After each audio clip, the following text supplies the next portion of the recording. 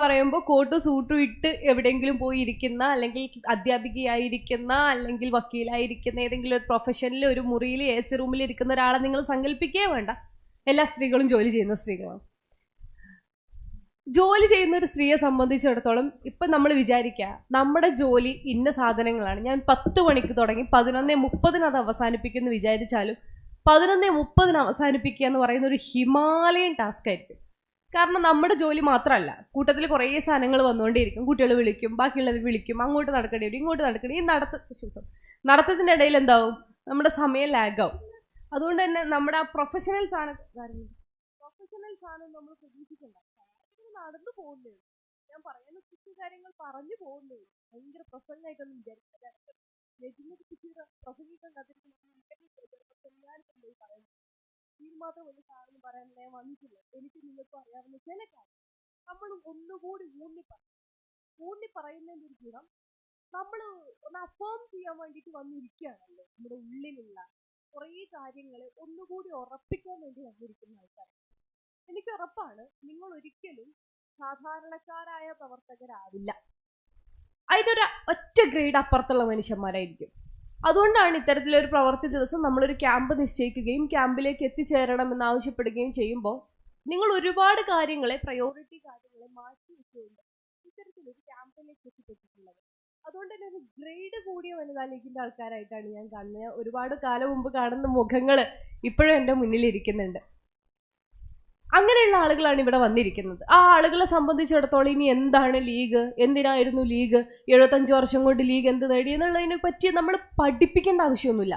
പക്ഷെ നമ്മളൊന്ന് അഫേം ചെയ്യുമ്പോൾ, നമ്മൾ ഇരുന്ന് ആ കാര്യങ്ങൾ ഒന്നുകൂടി ഓർത്തെടുക്കുമ്പോൾ നമ്മൾ കോൺഫിഡൻസ് ലെവലൊന്നും കൂടും. നമ്മൾ മറന്നുപോയ കുറേ കാര്യങ്ങൾ കുട്ടികളുടെ കൂടെ വീണ്ടും പഠിക്കുമ്പോൾ നമുക്കൊരു കോൺഫിഡൻസ് കൂടുന്ന പോലെ. കുട്ടിക്ക് മദ്രസയിൽ പഠിപ്പിച്ചു കൊടുക്കുമ്പോൾ ഞാൻ അറബി ഇനിയും മറന്നിട്ടില്ലല്ലോ നമുക്ക് തോന്നാറില്ലേ?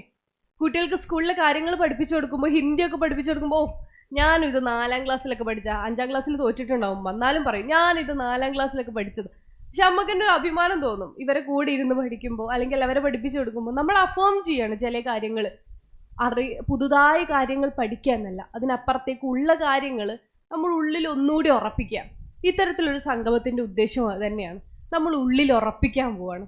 അങ്ങനെ ഉറപ്പിക്കാൻ പോകുമ്പോൾ, നല്ല നേതാവാൻ വേണ്ടി പഠിക്കുമ്പോൾ കുറേ കാര്യങ്ങളെക്കുറിച്ച് നമ്മൾ ആദ്യം ഒന്ന് ആലോചിക്കണം. എങ്ങനെയാണ് നമ്മൾ നല്ല നേതാവുന്നത്? നല്ല നേതാവാൻ ആദ്യം എന്താവണം എന്നറിയോ? ഒരു നല്ല മനുഷ്യനാവണം. എല്ലാ ആളുകളെയും എല്ലാവരും നേതാക്കന്മാരെന്ന് പറയലില്ലല്ലോ. ഒരു കൂട്ടത്തിൽ എങ്ങനെ പോലും നമ്മൾ സ്കൂളിൽ പഠിക്കാം, എങ്ങനെ പോലും ഒരാൾ എപ്പോഴും ലീഡ് ചെയ്യാനുണ്ടാവും. ആ ലീഡ് ചെയ്യാനുള്ള ആൾക്കാർ എവിടെ ചെന്നാലും അവർക്ക് അതിന് പറ്റും ചെയ്യും. അപ്പം നമ്മൾ വിചാരിക്കും എങ്ങനെയാണ് ഇവർക്ക് ഈ ഒരു സ്വതസിദ്ധമായ ഒരു കഴിവ് കിട്ടുന്നതെന്ന്. കഴിവല്ല, നമ്മൾ ആദ്യം ഒരു നല്ല മനുഷ്യനാവുമ്പോൾ ആൾക്കാർ നമ്മളെ ഫോളോ ചെയ്യാൻ തോന്നും. അങ്ങനെ തോന്നുന്നൊരു മനുഷ്യനാവണ്ടേ നമുക്ക്? അങ്ങനെ തോന്നുന്നൊരു മനുഷ്യനാവണമെങ്കിൽ നമുക്കൊരു കുറച്ച് പാഠങ്ങൾ മുന്നിലുണ്ട്. ആ പാഠങ്ങൾ, ആ സ്റ്റെപ്പുകൾ കടന്നാൽ ഒരു നല്ല മനുഷ്യനാവാൻ പറ്റും. നല്ല മനുഷ്യന്റെ നിർവചനം എന്താണെന്ന് ചോദിച്ചാൽ ഒരു പക്ഷെ എനിക്ക് പറയാൻ പറ്റൂല. അങ്ങനെ ഒരു നിർവചനമൊന്നും പടച്ചോൻ പോലും പറഞ്ഞിട്ടില്ലാത്ത സ്ഥിതിക്ക് ഒരു പക്ഷെ എനിക്കും പറയാൻ പറ്റണമെന്നില്ല.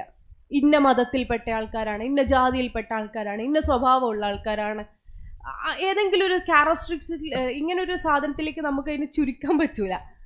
നമ്മൾ നല്ല മനുഷ്യരാവുക എന്നൊരു ലക്ഷ്യം അവിടെ വെക്കുകയാണ്. ഈ ഹാംലെറ്റ് എന്ന് പറയുന്ന ഷേക്സ്പിയറിന്റെ കൃതിയിൽ ഒരു സാധനം പറയുന്നുണ്ട്, എന്തൊരു ഭംഗിയുള്ള സൃഷ്ടിപ്പാണ് മനുഷ്യൻ എന്ന്. ഭയങ്കര രസമുള്ളൊരു സൃഷ്ടിപ്പാണ് മനുഷ്യൻ എന്നുള്ളൊരു കാര്യം നമുക്കെല്ലാവർക്കും അറിയുന്ന കാര്യമാണ്. സൃഷ്ടിപ്പുകളിൽ ഭംഗിയുള്ള സാധനമാണ് മനുഷ്യൻ, നമ്മൾ അവകാശപ്പെടുന്ന ഒരു കാര്യമാണ്. പക്ഷെ മൂപ്പര് പറയുമ്പോൾ അതിന് കുറച്ചും കൂടി കാവ്യാത്മകത കൂടും. ഇംഗ്ലീഷ് എനിക്ക് ഓർമ്മയില്ലാത്തതുകൊണ്ടും പറയുന്നതിൻ്റെ ഒരു സ്റ്റൈല്, കോണ്ടെക്സ്റ്റ് വിവരിക്കാൻ പറ്റാത്തതുകൊണ്ടും ഞാനത് പറയുന്നില്ല എന്നുള്ളൂ. ഭയങ്കര രസമുള്ളൊരു ക്രിയേഷനാണ് മനുഷ്യൻ. ആ രസം ഉണ്ടാവുന്നത് എന്തുകൊണ്ടെന്ന് വെച്ചാൽ അവരുടെ ഉള്ളിൽ ഒരു കൂട്ടമാവാനും സൗഹൃദം പങ്കുവെക്കാനും ഒരുമിച്ചിരിക്കാനും ചിരിക്കാനും ഒക്കെയുള്ള ആഗ്രഹങ്ങളുള്ളൊരു കൂട്ടം ആൾക്കാരാണ്. ഇവിടെ ഒരുപാട് ജീവികളുണ്ടല്ലോ, മനുഷ്യരുണ്ട്, മൃഗങ്ങളുണ്ട്, പക്ഷികളുണ്ട്, ഇങ്ങനെ കുറേ ആൾക്കാരുണ്ടാകുമ്പോഴും നമ്മളെ സംബന്ധിച്ചിടത്തോളം മനുഷ്യന്മാർ ഭയങ്കര രസമുള്ളൊരു ക്രിയേച്ചർ തന്നെയാണ്. അതാവുന്നത് ഈ പറഞ്ഞ പോലെ നമ്മുടെ ഇടയിൽ നമുക്ക് കൂടിയിരിക്കാനുള്ള കൂട്ടത്തിൽ നല്ല കാര്യങ്ങൾ കൈമാറാനൊക്കെയുള്ള കുറേ അടിസ്ഥാന ചോദന ഉള്ളിലുള്ളതുകൊണ്ടാണ് നല്ല രസമുള്ളൊരു ക്രിയേച്ചറാണ് മാൻ എന്ന് പറയുന്നത്. അങ്ങനെ ആവണം എന്നുണ്ടെങ്കിൽ ആദ്യം എന്ത് ചെയ്യണമെന്ന് അറിയോ? പ്രത്യേകിച്ച് ഒരു സ്ത്രീകളുടെ വേദിയിൽ അഭിസംബോധന ചെയ്ത് പറയുമ്പോൾ ഞാൻ പറയും, ഇവിടെ എല്ലാവരും പ്രൊഫഷണൽസ് ആയിട്ടുള്ള ആൾക്കാരാണോ? അതോ അങ്ങനെ ഉണ്ടോ? ജോലി ചെയ്യുന്നതെന്ന് വെച്ചാൽ അങ്ങനെയല്ല, ഈ പറയുന്ന സോക്കോൾഡ് ജോലി ചെയ്യുന്ന ആൾക്കാർ എത്ര പേരുണ്ട് ഇതിൻ്റെ അകത്ത്? 10 to 5 ജോബ് ചെയ്യുന്ന 1 2 3 ഓക്കെ, വളരെ കുറച്ച് ആൾക്കാരേ ഉള്ളൂ. മറ്റു നമ്മളെല്ലാവരും ഈ പറയുന്ന പോലെ ഹൗസ് ഹോൾഡ് എന്ന് പറയുന്ന ഒരു സ്പേസിനകത്ത് ജോലി ചെയ്യുന്ന ആൾക്കാർ. ഞാൻ എപ്പോഴും ഇരുന്ന് ആലോചിക്കുന്നല്ല, നമ്മളൊരു സ്ത്രീയാണല്ലോ, നമ്മൾ പുറത്ത് ജോലിക്ക് പോകുന്നുണ്ട്, വീട്ടിലിരിക്കുന്ന സമയം ഉണ്ടാവാറുണ്ട്. വീട്ടിലിരിക്കുന്ന ആളുകളുടെ ഇടയിൽ നിൽക്കുമ്പോൾ ആലോചിക്കാറുണ്ട്, ഒരു പ്രശ്നം എന്താണെന്നറിയാം? സാഹിബ് വരുന്നുണ്ട്, അദ്ദേഹത്തെ സ്വാഗതം ചെയ്യാം. ഇത് എക്സ്ക്ലൂസീവ്ലി സ്ത്രീകൾക്ക് വേണ്ടിയുള്ള ക്ലാസ് ആയതുകൊണ്ടും ഞങ്ങളുടെ വേദി ആയതുകൊണ്ടും ഞങ്ങൾ മാത്രം സംസാരിക്കാം കേട്ടോ. നമ്മളൊരു പ്രശ്നം എന്താ അറിയോ? നമ്മളൊരു അടച്ചിട്ട സ്ഥലത്തിനകത്താണ് ജോലി ചെയ്യുന്നതെന്ന്. ഈ അടച്ചിട്ട സ്ഥലത്തിന്റെ പ്രശ്നം എന്ന് പറയുന്നത് കാറ്റും വെളിച്ചവും കയറാത്ത ബിൽഡിങ്ങിനുള്ളിൽ എന്നല്ല, പക്ഷെ നമ്മുടെ സ്പേസ് കുറച്ചുകൂടി ലിമിറ്റഡാണ്. നിങ്ങളുടെ വീട്ടിലെ തന്നെ ഭർത്താവിനെ എടുത്തു നോക്കുമോ? ഒറ്റ എക്സാമ്പിൾ ആയിട്ട്, അദ്ദേഹം 10 to 5 ജോബ് ചെയ്യുന്ന ഒരു മനുഷ്യനാണ് എന്ന് തന്നെ വിചാരിക്കുക. അയാൾ രാവിലെ പോവുകയും വൈകുന്നേരം കൃത്യമായി വീട്ടിലെത്തുകയും ചെയ്യുന്ന മനുഷ്യനാണെങ്കിൽ പോലും ആ പോയി വരുന്ന സമയത്തിനിടയ്ക്ക് അയാൾ കാണുന്ന മനുഷ്യന്മാർ കുറേ ആൾക്കാരെ കാണുന്നു, കുറേ കാര്യങ്ങൾ കേൾക്കുന്നു, കുറേ കാര്യങ്ങൾ പുറത്തു നിന്നുള്ള ഈ കാറ്റും വിളിച്ച് അയാളുടെ ഉള്ളിലേക്ക് കയറുന്നു. നമ്മളെ സംബന്ധിച്ചിടത്തോളം നമ്മളും അതേ സമയത്ത് തിരക്കിലാണ്, നമ്മൾ വർക്ക് ചെയ്തുകൊണ്ടിരിക്കുകയാണ്, നമ്മൾ കുറേ കാര്യങ്ങളിൽ എൻഗേജ്ഡ് ആണ്. സ്റ്റിൽ നമുക്ക് എന്താണ്, കുറച്ചൊരു അടച്ചിട്ടൊരു സ്പേസാണ്. നമുക്ക് അത്രയധികം ആൾക്കാർ കയറി വരുന്നു, അത്രയധികം ന്യൂസുകൾ കിട്ടുന്നു, അത്രയധികം ആളുകളുടെ കഥകൾ കേൾക്കുന്നു, ഒന്നുമില്ല. നമ്മളൊരു ചെറിയ സ്ഥലത്ത് നിൽക്കുക. അങ്ങനെ ഉണ്ടാകുമ്പോൾ തന്നെ നമ്മുടെ ഉള്ളിൽ കുറേ പ്രശ്നങ്ങൾ ഉണ്ടാകും. ഉള്ളിലുണ്ടാകുന്ന പ്രശ്നം എന്ന് പറഞ്ഞാൽ എന്തെങ്കിലും ഒരു പ്രശ്നത്തോട് നമുക്ക് ആദ്യം ഒരാളോട് വെറുപ്പ് തോന്നിയിട്ടുണ്ടെന്ന് വിചാരിക്കുക. ആ വെറുപ്പ് നമ്മുടെ ഉള്ളിലുണ്ടാവും. എന്തെങ്കിലും ഒരു സങ്കടം ഉണ്ടെന്ന് കരുതുക, ആ സങ്കടം നമ്മുടെ ഉള്ളിലുണ്ടാകും. പ്രയാസം ഉണ്ടെന്ന് കരുതുക, പ്രയാസം നമ്മുടെ ഉള്ളിലുണ്ടാകും. അതിനൊക്കെ റിക്കവർ ചെയ്യാൻ പറ്റുന്ന കുറേ ആൾക്കാരുണ്ട്. സ്റ്റിൽ നമ്മൾ സ്പേസ് ഭയങ്കര ലിമിറ്റഡ് ആയതിൻ്റെ ഒരു പ്രശ്നം നമ്മളൊക്കെ അനുഭവിക്കുന്നുണ്ട്. ആ സ്പേസ് ലിമിറ്റഡ് ആയിടത്ത് നിന്ന് നമുക്കതൊന്ന് വലുതാക്കണം. അത് വലുതാക്കുക എങ്ങനെയാ? അത് വലുതാക്കാനുള്ള വലിയൊരു മാന്ത്രിക വടിയും കൊണ്ടൊന്നും അല്ല നിങ്ങൾ ലീഡ്രാസ്കോക്ക് വന്നിട്ടുള്ളത്. നാളെ മുതൽ എല്ലാവരും പോയിട്ട് ജോലി ചെയ്ത് വൈകുന്നേരം തിരിച്ച് വീട്ടിലെത്തിയാൽ മതി എന്ന് പറയുന്നത് അതിനൊരു സൊല്യൂഷനും അല്ല. പക്ഷെ സൊല്യൂഷനൊക്കെ നമ്മുടെ കയ്യിലുണ്ട്. നമ്മളത് ഉപയോഗിക്കാൻ തുടങ്ങുമ്പോഴാണ് പവർ നമുക്ക് മനസ്സിലാവുന്നത്. ഒരു കഥയുണ്ട്, പണ്ട് ഒരു ഗുരുജിയുടെ അടുത്തൊരു മനുഷ്യൻ പോയ കഥ. അയാൾ ചെന്നിട്ട് പറയാം, എനിക്ക് ജീവിതത്തിൽ ഒരുപാട് പ്രയാസങ്ങളുണ്ട്, ഒരുപാട് പ്രയാസങ്ങൾ അനുഭവിച്ചുകൊണ്ടിരിക്കുകയാണ്, കഷ്ടപ്പാടാണ്, ജീവിതം മുന്നോട്ട് പോകുന്നില്ല. അപ്പം ഈ ഗുരുജി പറയും, അതെല്ലാം കൂടി സോൾവ് ചെയ്യാനുള്ള ഒരാളൊന്നും അല്ല ഞാൻ, മാന്ത്രിക കഴിവുകളൊന്നുമില്ല, പക്ഷെ നമുക്കതെങ്ങനെ സോൾവ് ചെയ്യാമെന്ന് നോക്കാമെന്ന് പറയും ഇയാളുടെ അടുത്ത്. ആയിക്കോട്ടെ. എന്നിട്ട് ഇയാളുടെ അടുത്ത് പറയും, ഒരു ഗ്ലാസ് എടുത്ത് വരാൻ പറയും. ഒരു ഗ്ലാസ് എടുക്കും, ഗ്ലാസിൻ്റെ ഉള്ളിൽ വെള്ളം നിറക്കാൻ പറയും. വെള്ളം നിറക്കും. എന്നിട്ട് ഒരു പാക്കറ്റ് ഉപ്പ് കൊടുത്തിട്ട് ആ ഗ്ലാസ്സിൽ കലക്കാൻ പറഞ്ഞു. ഇയാൾ ആ പാക്കറ്റ് ഉപ്പ് ഗ്ലാസ്സിൽ കലക്കി കുടിക്കാൻ പറഞ്ഞു. ആദ്യം അത് സംശയിച്ചു, ഒരു പാക്കറ്റ് ഉപ്പ് ഒരു ഗ്ലാസ് പച്ചവെള്ളത്തിൽ കലക്കിയിട്ട് എങ്ങനെയാ കുടിക്കുക? ബുദ്ധിമുട്ടാണല്ലോ. അയാൾ ബുദ്ധിമുട്ടാണ് എന്നുള്ള രൂപത്തിൽ നിന്നു, പക്ഷെ കുടിക്കുമെന്ന് പറഞ്ഞു. ഇതാണ് സിദ്ധൌഷധം എന്ന് വിചാരിച്ച് പാവം മനുഷ്യൻ അതൊക്കെ ഇരുന്ന് കുടിച്ചു. അയാൾക്ക് എന്ത് പറ്റിയെന്ന് അറിയില്ല, കഥയിൽ ചോദ്യം ഇല്ലാത്തതുകൊണ്ട് അയാൾ അവിടെ നിന്നു. എന്നിട്ട് ഗുരുജി ചോദിച്ചു, എങ്ങനെയുണ്ട്? നല്ല പ്രയാസമുണ്ട് എന്ന് പറഞ്ഞു, നല്ല ബുദ്ധിമുട്ടാന്ന് പറഞ്ഞു. ഓക്കെ, എന്നാ വീണ്ടും ഒരു പാക്കറ്റ് ഉപ്പ് എടുത്തു കൊടുത്തു. ഇത് കൈ പിടിക്കാൻ പറഞ്ഞു. കൈ പിടിച്ചു. അപ്പുറത്തൊരു കുളമുണ്ട്, ആ കുളത്തിൽ പോയിട്ട് ഉപ്പ് കലക്കാൻ പറഞ്ഞു. ഇയാൾ കുളത്തിൽ പോയിട്ട് ഉപ്പ് കലക്കി. ഇതേ ഗ്ലാസ് കൊടുത്തിട്ട് അവിടുന്ന് ഒരു ഗ്ലാസ് വെള്ളം എടുത്തിട്ട് വരാൻ പറഞ്ഞു. വെള്ളം എടുത്ത് വരുന്നു, കുടിക്കാൻ പറഞ്ഞു. അയാൾ കുടിച്ചു. ഇപ്പം എങ്ങനെയുണ്ടെന്ന് ചോദിച്ചു. ഒന്നും പ്രശ്നമില്ല, മനസ്സിലാവുന്നില്ല എന്ന് പറഞ്ഞു. അപ്പം ഗുരുജി പറഞ്ഞു, ഇതാണ് നിങ്ങൾക്കുള്ള സൊല്യൂഷൻ. ഇയാൾക്കൊന്നും തിരിഞ്ഞില്ല. നിങ്ങൾക്ക് തിരിഞ്ഞില്ലോ? ഇയാൾക്കൊന്നും തിരിഞ്ഞില്ല. ഗുരുജി ഉദ്ദേശിച്ച സൊല്യൂഷൻ എന്താന്ന് വെച്ചാൽ, ജീവിതത്തിൽ പ്രശ്നങ്ങൾ ഉണ്ടാവും. ഈ പ്രശ്നം വരുന്നിടത്തൊക്കെ പരിചയം വെച്ച് തടുക്കാനൊന്നും ഒരു മനുഷ്യനും പറ്റൂല. ഒന്നുമില്ലാണ്ട് നിങ്ങൾ വെറുതെ ഇരുന്നാലും ഓട്ടോറിക്ഷ വിളിച്ച് പ്രശ്നം വരും. ഒന്നില്ലേ? ഇത് വരും. അപ്പൊ നമുക്ക് എന്ത് ചെയ്യണം? ഇത് പ്രഡിക്റ്റ് ചെയ്യാനും പറ്റില്ല. നാളെ എനിക്ക് 50,060 രൂപയുടെ ആവശ്യമുണ്ടാവും, പ്രഡിക്റ്റ് ചെയ്യാൻ പറ്റില്ല. ഹോസ്പിറ്റലിലായ കഴിഞ്ഞില്ലേ, പൈസ കഴിഞ്ഞ്. നമുക്ക് വേറെ എന്തെങ്കിലും ഒരു കാര്യത്തിന് ആവശ്യം വരും, പ്രശ്നങ്ങൾ വരും, സങ്കടങ്ങൾ വരും, ഒന്നും ചെയ്യാൻ പറ്റില്ല. നമുക്ക് ചെയ്യാൻ പറ്റുന്നത് എന്താണെന്നറിയോ? ഈ പ്രശ്നങ്ങൾ ഗ്ലാസ്സിൽ കലക്കുന്നതിന് പകരം പോയിട്ട് കുളത്തിൽ കലക്കുക. ഗ്ലാസും കുളം എന്ന് പറയുന്നത് 2 പ്രതീകാത്മക സാധനം മാത്രമാണ്. സാധനങ്ങളുടെ ഉള്ളിലെ മനസ്സാണ്. ഈ മനസ്സിൻ്റെ ഉള്ളിൽ നമ്മൾ മനസ്സ് വളരെ ചെറുതാക്കി വെക്കാന്ന് നമ്മൾ കരുതുകയാണെങ്കിൽ ഈ പ്രശ്നങ്ങളൊക്കെ നിറഞ്ഞ് അവിടെ കണ്ട് വൻ ഇരുട്ട് പകരും. ഭയങ്കര പ്രശ്നങ്ങൾ മുഴുവൻ ഇതിലിങ്ങനെ തിങ്ങിക്കൂടും. ആ തിങ്ങിക്കൂടുന്ന സ്ഥലത്ത് നമുക്ക് ഈ മനസ്സിനെ വലുതാക്കാൻ പറ്റും. നിങ്ങൾക്ക് ആർക്കെങ്കിലും ഈ മനസ്സ് എവിടെയാണെന്നറിയോ? അറിയോ? ഡോക്ടർ എന്ന് പറഞ്ഞ ആള് ശരിക്കും ഡോക്ടറാ? ഐ മീൻ ഓക്കെ ഫൈൻ, അതിലും വലിയ ഡോക്ടറല്ലേ അത്? മനസ്സ് തലയിലാ നിങ്ങളോട് ആരാ പറഞ്ഞേ? അല്ല, ഷുവർ ആയിക്കോട്ടെ, നിങ്ങൾക്ക് ഞാൻ അതിനുള്ള സ്വാതന്ത്ര്യം അനുഭവിച്ചു തന്നു. പക്ഷെ അതെ പക്ഷെ ഇന്നുവരെ ടെക്നിക്കലി മനസ്സ് എവിടെയാന്ന് ശാസ്ത്രം കണ്ടുപിടിക്കുകയോ ഇന്ന രൂപത്തിൽ എഴുതപ്പെടുകയോ ചെയ്തിട്ടില്ല. മനസ്സ് ഉള്ളിലുണ്ട്. എന്നാൽ ഇത് എവിടെയാന്ന് സ്പോട്ട് ചെയ്യാൻ ഒരാൾക്കും പറ്റിയിട്ടില്ല, ശാസ്ത്രത്തിന് കഴിഞ്ഞിട്ടില്ല. അങ്ങനെ സ്പോട്ട് ചെയ്യാൻ പറ്റാത്ത സാധനത്തിന് നമ്മൾ ആലോചിച്ച് നോക്കിയാൽ കുറച്ചും കൂടി രസകരമായിട്ട് നമുക്ക് സ്പോട്ട് ചെയ്യാൻ പറ്റും. നിങ്ങളെ കണ്ണ് എവിടെയാണെന്ന് വെച്ചാൽ നമുക്ക് കണ്ണ് തൊടാം, കയ്യും കാലും എന്തും തൊട്ടോ നമുക്ക് കാണിച്ചു കൊടുക്കാം. അതിന് എത്ര വലിപ്പം ഉണ്ടെന്ന് ചോദിച്ചാൽ ആ വലിപ്പം നമുക്ക് കാണിച്ചു കൊടുക്കാം. ഒരു കണ്ണിന് എത്ര വലിപ്പമുണ്ട്, ഇത്രയും മാക്സിമം കണ്ണിന് വലിപ്പം വരാൻ പറ്റൂ. പക്ഷെ മനസ്സ് നമുക്ക് സ്പോട്ട് ചെയ്യാൻ പറ്റാത്തതുകൊണ്ട് മനസ്സിന്റെ വലിപ്പം നമുക്ക് വലിച്ചു നീട്ടാം. ചുയിങ്കം തിന്നുമ്പോൾ നമ്മൾ വലിച്ചിങ്ങനെ നീട്ടാറില്ലേ, അതേ കണക്ക് നമുക്ക് ഈ മനസ്സിനൊന്ന് വലിച്ചു നീട്ടാൻ പറ്റും. അത് നിങ്ങൾ തലേന്ന് കാലിൻ്റെ അടി വരെ നിങ്ങൾക്ക് വേണമെങ്കിൽ വലുതാക്കാം. നിങ്ങളുടെ ചുറ്റും ഒരു ഓറ ക്രിയേറ്റ് ചെയ്യുന്ന പോലെ നിങ്ങൾക്ക് നിങ്ങളുടെ മനസ്സിനെ വലുതാക്കാം. ആ മനസ്സിനെ വലുതാക്കി കഴിഞ്ഞാൽ ഈ പ്രശ്നം എവിടെ കൊണ്ടിടും? ഒരു ഇച്ചിരിയോ പോകുന്ന പ്രശ്നം നമ്മളെ മനസ്സിൻ്റെ ഏതെങ്കിലും ഒരു കോണിൽ ചെന്ന് അവിടെ കിടക്കാനേ ഉണ്ടാവുള്ളൂ. മനസ്സപ്പോഴും വിശാലമായി നിൽക്കുക, അതിൻ്റെ ഉള്ളിൽ അത്രയും പ്രകാശം നിറഞ്ഞു നിൽക്കുക. അത്രയും വലിയൊരു സ്പേസിൽ ഈ പ്രശ്നത്തിന് വലിയ സ്കോപ്പൊന്നും ഉണ്ടാവില്ല. ഞാൻ പറയാൻ പോകുന്നത് നമ്മൾ നല്ല നേതാവാവുന്നതിന് മുൻപ് നല്ല മനുഷ്യനാവാൻ പഠിച്ചിരിക്കേണ്ട, ഉള്ളിലുണ്ടായിരിക്കേണ്ട ഒന്നാമത്തെ ഗുണത്തെക്കുറിച്ചാണ്. അത് ഫോർഗിവ്നെസ് ആണ്. മാപ്പ് കൊടുക്കുക, ക്ഷമിക്കുക. അതൊരു പക്ഷെ നമ്മളെ വിശ്വാസത്തിൻ്റെയും ജീവിതശൈലിയുടെയും ഒക്കെ ഭാഗമാണ്. പക്ഷേ ഈ ഫോർഗിവ്നെസ് എന്ന് പറയുന്നത് ഭയങ്കര രസമുള്ള ഒരു ആയുധമാക്കിയിട്ട് ഇനി മുതൽ നമ്മൾ മാറ്റണം, ആയുധമാക്കി മാറ്റണം. ഫോർഗിവ്നെസ്സിന്റെ മൂർച്ച കൂട്ടി ഇനി ആരെങ്കിലും വരുമ്പോൾ അത് വെച്ച് കുത്തണം എന്നല്ല. ഫോർഗിവ്നെസ് എന്ന് പറയുന്ന സാധനം നമ്മളെ കയ്യിലുണ്ടെങ്കിൽ ഭയങ്കര പവറാണ്. നമ്മളങ്ങ് പുറത്തു കൊടുക്കുക. ഇപ്പം ഇന്ന് ഞാൻ ഇവിടെ ഇരുന്നു, ഒരാൾ വന്നിട്ട് പ്രസംഗിച്ചപ്പോൾ ഞാൻ അങ്ങനെ വിചാരിക്കും, ഞാനാണല്ലോ വിശിഷ്ടാതിഥി, എന്നെ പൊക്കി 2 വാക്കൊക്കെ പറയും. ആ ഒരു ലെവലിൽ ഞാൻ നിൽക്കുന്നത്. എന്നെ പൊക്കി പറഞ്ഞില്ല എന്നല്ല, എന്നെ പരാമർശിച്ച് പോലും നോക്കിയത് പോലുമില്ല. വിഷമാവുമല്ലോ, എൻ്റെ ഈഗോ ഹേർട്ടാവുമല്ലോ. അങ്ങനെ ഈഗോ ഹേർട്ടായി എന്തുണ്ടാവും? ഞാൻ പ്രസംഗിക്കാൻ വരുമ്പം ഞാൻ മസിൽ പിടിക്കും. ചങ്ങായി എന്നെ പറഞ്ഞതുമില്ല, ഓനെ ഞാൻ മിണ്ടൂല. എൻ്റെ പ്രസംഗത്തിൻ്റെ കോൺസെൻട്രേഷൻ എങ്ങോട്ട് പോയി? ചങ്ങായിലേക്കും പോയി, ചങ്ങായി പറഞ്ഞ വാക്കിലേക്കും പോയി, എൻ്റെ പ്രശ്നത്തിലേക്കും പോയി. അതോടുകൂടി എൻ്റെ പ്രസംഗം എന്തായി? തൂഫാനായി. പിന്നെ അതിലൊരു കാര്യമില്ല.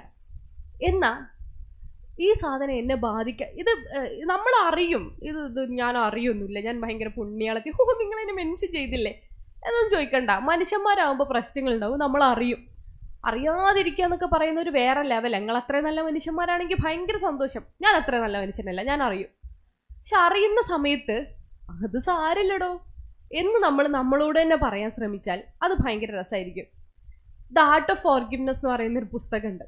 അതിൽ പറയുന്നത് ഫോർഗിവ്നെസ് എന്ന് പറയുന്നത് എന്ന് വെച്ചാൽ നമ്മൾ ക്ഷമിച്ചു കൊടുക്കുക, പുറത്തു കൊടുക്കുക എന്ന് പറയുന്നത് ഒരു മനുഷ്യനെ ജയിലിൽ നിന്ന് സ്വതന്ത്രമാക്കുന്നത് പോലെയാണ്. ജയിലിൽ നിന്നൊരു മനുഷ്യനെ സ്വതന്ത്രമാക്കുന്നത് പോലെയാണ്. ആ ജയിലിൽ കിടക്കുന്ന മനുഷ്യൻ ആരാണെന്നോ?